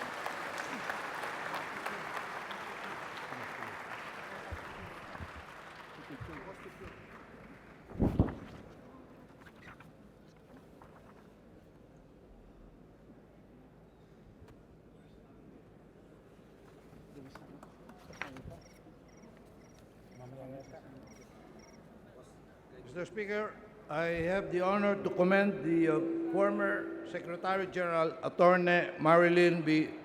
Barua Iyap, for her exemplary leadership of the House Secretariat, being the first woman Secretary General of the House of Representatives. For this purpose, I move that we adopt House Resolution Number 109 and that the Secretary General be directed to read the title of the resolution. The Secretary General is directed to read the resolution. House Resolution Number 109, resolution commending the Honorable Attorney Marilyn B. Barua Yap for her sterling qualities and her dedicated and exemplary service as Secretary General of the House of Representatives during the 14th, 15th, and 16th Congress. Honorable Rodolfo Farini. Mr. Speaker, I move that we adopt House Resolution Number 109. There is a motion to adopt House Resolution Number 109. Is there any objection? There being none, House Resolution Number 9 is hereby adopted. Mr. Speaker, I move that we now proceed to the election of the Sergeant at Arms. Is there any objection? The chair hears none. The election of the Sergeant at Arms is now in order. Mr. Speaker, I move that we elect retired Lieutenant General Roland M. Detabali as Sergeant at Arms of the House of Representatives. Is there any objection? The chair hears none. Retired Lieutenant General Roland M. Detabali is unanimously elected Sergeant at Arms of the House of Representatives.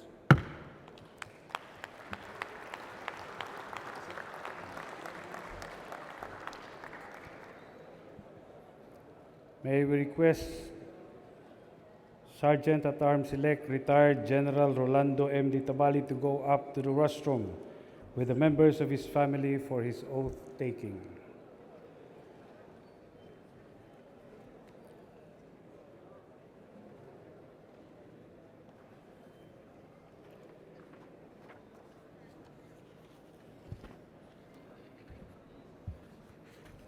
Please raise your right hand and repeat after me. I, please. I, Lieutenant General Roland M. Detabali, having been elected as Sergeant at Arms, hereby solemnly swear that I will well and faithfully discharge to the best of my ability the duties of my present position and of all others I may hereafter hold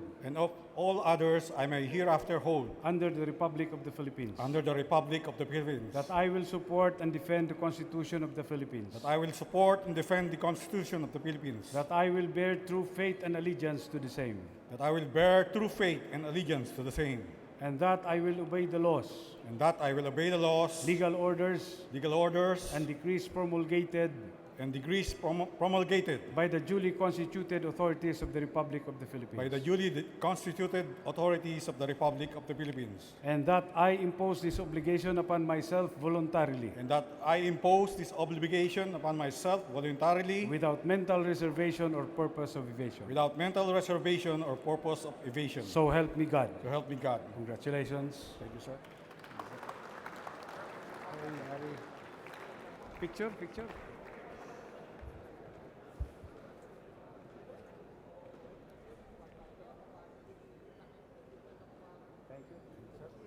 Mr. Speaker, I have the honor to commend the former Sergeant at Arms, retired General Nicasio J. Raduban, for a job well done in securing the safety of the members of the House of Representatives and ensuring the orderly conduct of deliberations in the plenary and in the committees. For this purpose, I move that we adopt House Resolution number 110 and that the Secretary General be directed to read the title of the resolution. The Secretary General is directed to read the resolution. House Resolution 110, resolution commending General Nicasio J. Raduban, Jr., retired, for his dedicated and exemplary service as Sergeant at Arms of the House of Representatives during the 15th and 16th Congresses. Is there any objection? The chair hears none. The resolution is adopted. Mr. Speaker, I now move that we recognize the gentleman from the Lone District of San Juan, the Honorable Ronaldo B. Zamora.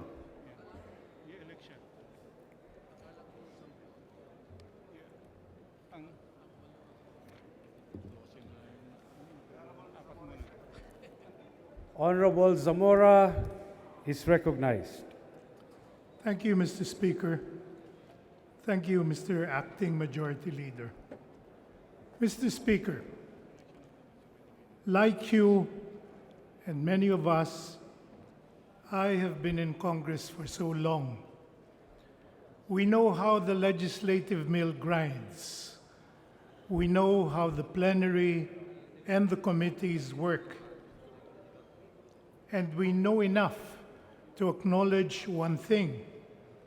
Mr. Speaker, the work is never easy, it has never been, and possibly never will be. Think of it, Mr. Speaker, 300 minds at work and trying to forge a consensus. 4 bills have to be discussed. Debates have to be conducted before any laws are passed. That requires the intervention of a day-to-day manager. In short, a leader for the majority. Especially when, Mr. Speaker, as you have now, when you have chartered change, when you need to revise the penal laws of the Philippines, when you are trying to pass laws that will ensure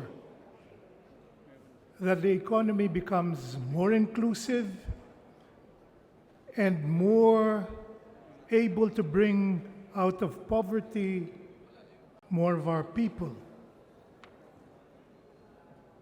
And always, Mr. Speaker, trying to make these compatible with the immense and changing requirements of modern life. Mr. Speaker, this 17th Congress will require officials, specifically a majority leader whose heart is not faint, whose heart is not adverse to change, someone who is always ready to sacrifice even personal and family hours, if only to bring about or forge a legislative consensus. someone with a known passion for public service, who has an established track record in the legislature and proven public administration skills sufficient and necessary to transform inputs into outputs, problems into opportunities and solutions, and requirements into results. Someone who will not fear or develop second thoughts in helping steer this Congress into possibly uncharted legislative waters. Mr. Speaker, I can think of only one name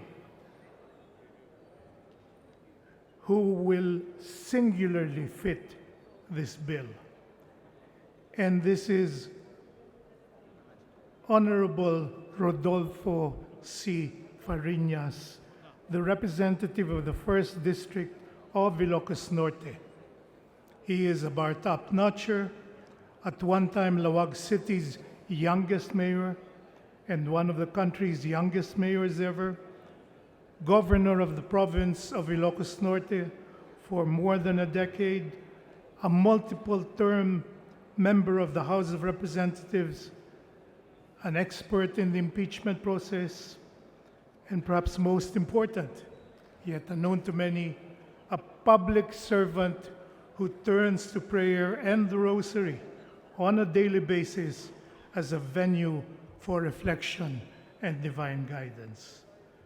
Thus, Mr. Speaker, it is with immense pride, it is with great honor, and it is with complete confidence that I now nominate the Honorable Rodolfo C. Fariñas as Majority Leader of the House of Representatives. There is a motion on the part of the majority bloc of the House of Representatives to elect the Honorable Rodolfo C. Fariñas of the 1st District of Ilocos Norte as the Majority Leader of the House of Representatives. Is there any objection? There being none, the Honorable Rodolfo C. Fariñas is hereby elected Majority Leader of the House of Representatives. Thank you, Mr. Speaker. Thank you, Mr. Speaker. Thank you, the Honorable Ronnie Zamora, and thank you, my dear colleagues in the majority. May we request the Majority Leader-elect Honorable Rodolfo C. Fariñas to go up to the rostrum with the members of his family for his oath-taking.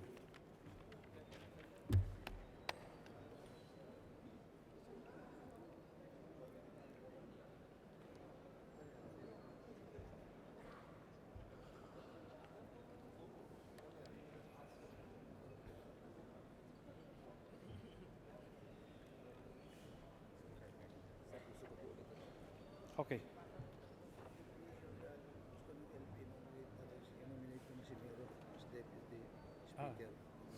Balik tayo dito. Okay.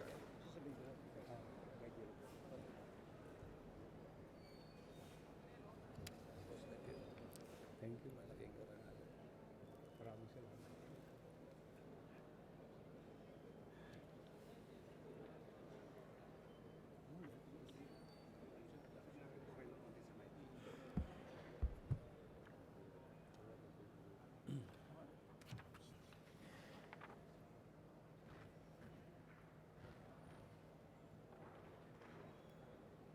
Please raise your right hand and repeat after me. I, Rodolfo C. Fariñas, having been elected as Majority Leader of the House of Representatives, hereby solemnly swear that I will well and faithfully discharge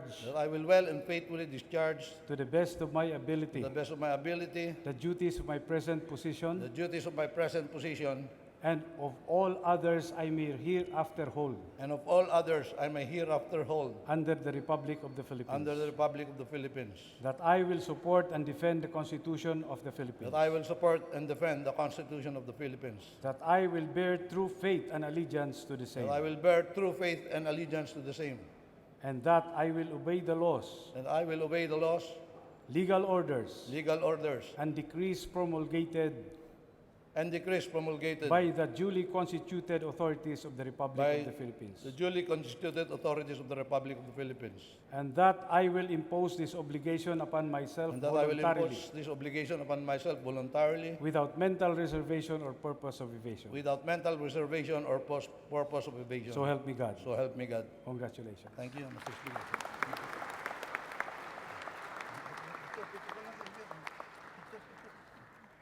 Picture.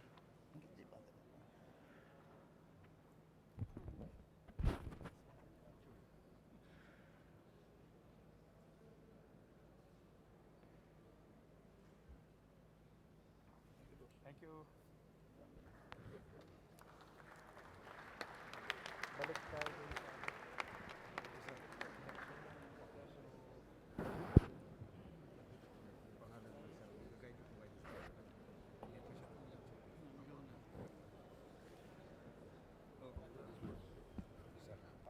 Yes, sir.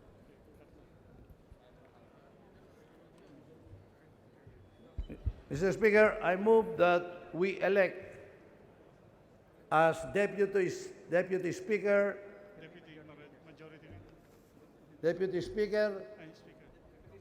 the gentleman from the 2nd District of Marikina, Miro Kimbo, as Deputy Speaker on behalf of the Liberal Party.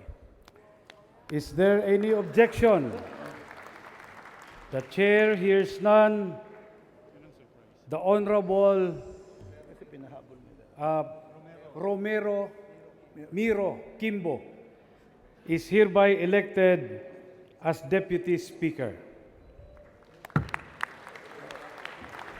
May I request Honorable Kimbo to go up to the rostrum with the members of his family for his oath taking.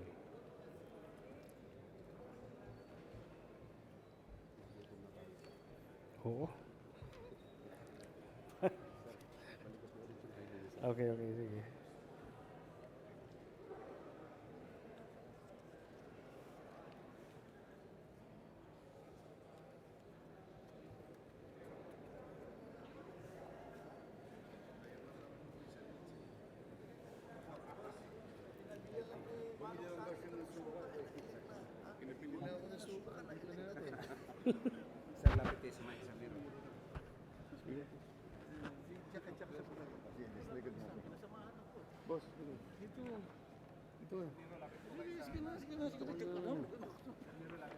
Please raise your right hand and repeat after me. I, I, Romero Miro Kimbo, having been elected as, Deputy Speaker, hereby solemnly swear hereby solemnly swear that I will well and faithfully discharge that I will well and faithfully discharge to the best of my ability to the best of my ability the duties of my present position the duties of my present position and of all others I may hereafter hold and of all others I may hereafter hold under the Republic of the Philippines. under the Republic of the Philippines. That I will support and defend the Constitution of the Philippines. That I will support and defend the Constitution of the Philippines. That I will bear true faith and allegiance to the same. And that I will bear true faith and allegiance to the same. And that I will obey the laws, And that I will obey the laws, legal orders, and decrees promulgated by the duly constituted authorities of the Republic of the Philippines. by the duly constituted authorities of the Republic of the Philippines. And that I impose this obligation upon myself voluntarily, And that I impose this obligation upon myself voluntarily, without mental reservation or purpose of evasion. without mental reservation or purpose of evasion. So help me God. So help me God. Congratulations. Thank you. Thank you, Speaker. Manong.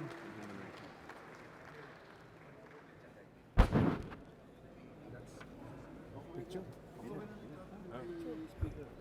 Sa picture pa ho muna.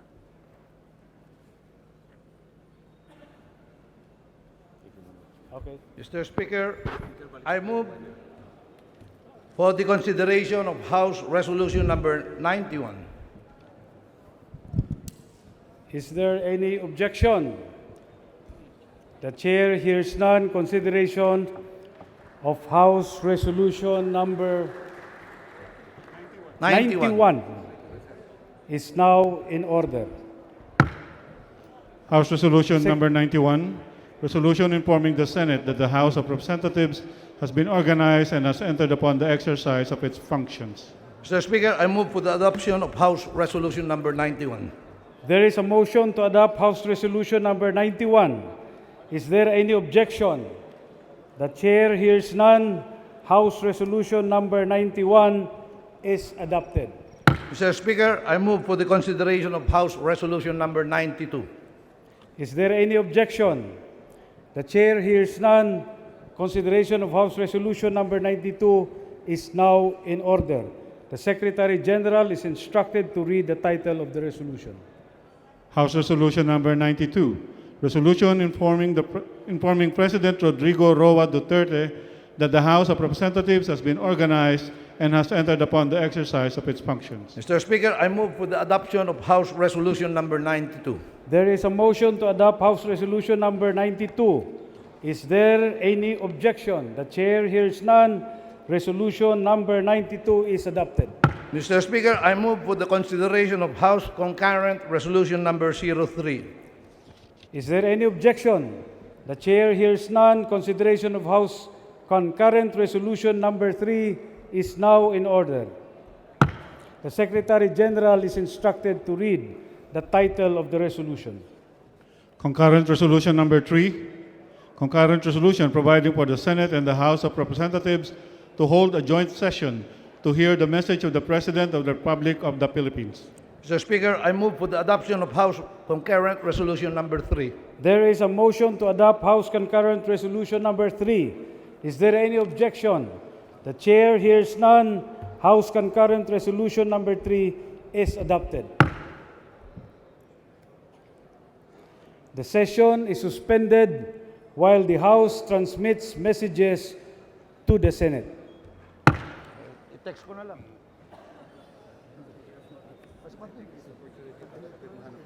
Okay. Ako, mahilig.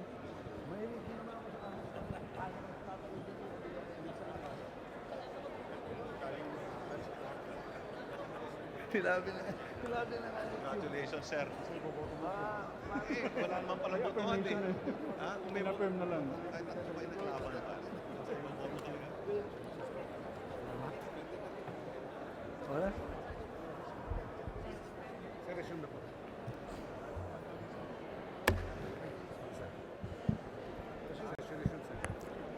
Session resumed. Mr. Speaker, I move for the consideration of the messages from the Senate.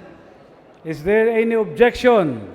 Hearing none, consideration of messages from the Senate is now in order.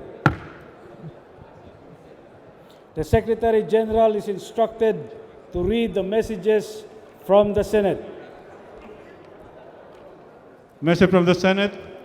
Message is dated July 25, 2016, informing the House that the Senate, on even date, adopted Senate Concurrent Resolution number 1. To the archives.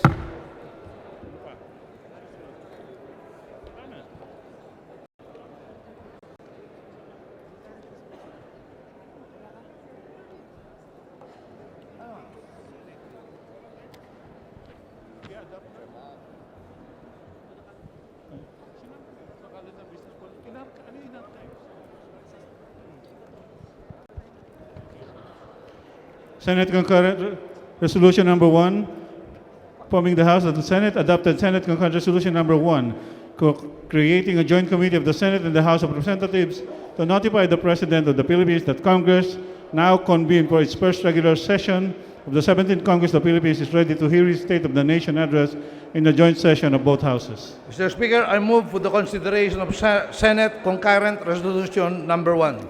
Is there any objection? The chair hears none. Consideration of Senate Concurrent Resolution number 1 is now in order. The Mr. Secretary Speaker, I now General. move for the adoption of Senate Concurrent Resolution number 01. There is a motion to adopt Senate Concurrent Resolution number 1. Is there any objection?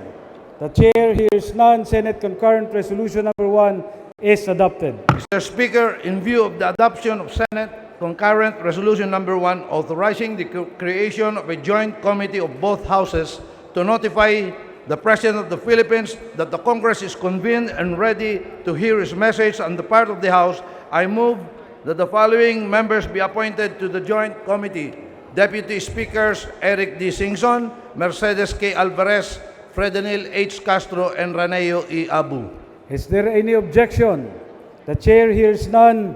The members of the House of Representatives so named are hereby appointed to the joint committee and are requested to immediately discharge the responsibility. Mr. Speaker, in order to give the members of the joint committee time to perform their assigned task and until the House counterpart is ready to report back their accomplishment to this House, I move for the suspension of the session. Is there any objection? The chair hears none. The session is suspended.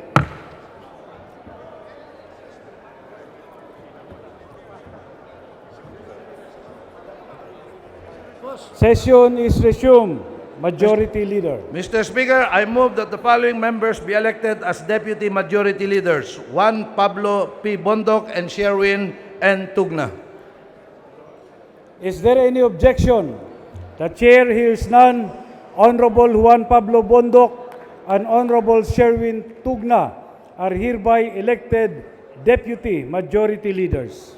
Mr. Speaker, we have received a report from the Joint Committee that the President has been informed that Congress will convene in a joint session at 4 o'clock this afternoon to hear his State of the Nation address. Mr. Speaker, we wish to remind all our members that all of us must be here by 3 o'clock p.m. before the session at 4 o'clock. The remarks of the Majority Leader are duly noted. Mr. Speaker, to give way to the joint session at 4 o'clock this afternoon, I move that we adjourn the session until tomorrow, Tuesday, July 26, 2016, at 4 o'clock in the afternoon. Is there any objection? The chair hears none. The session is adjourned until tomorrow, Tuesday, July 26, 2016, at 4 o'clock in the afternoon.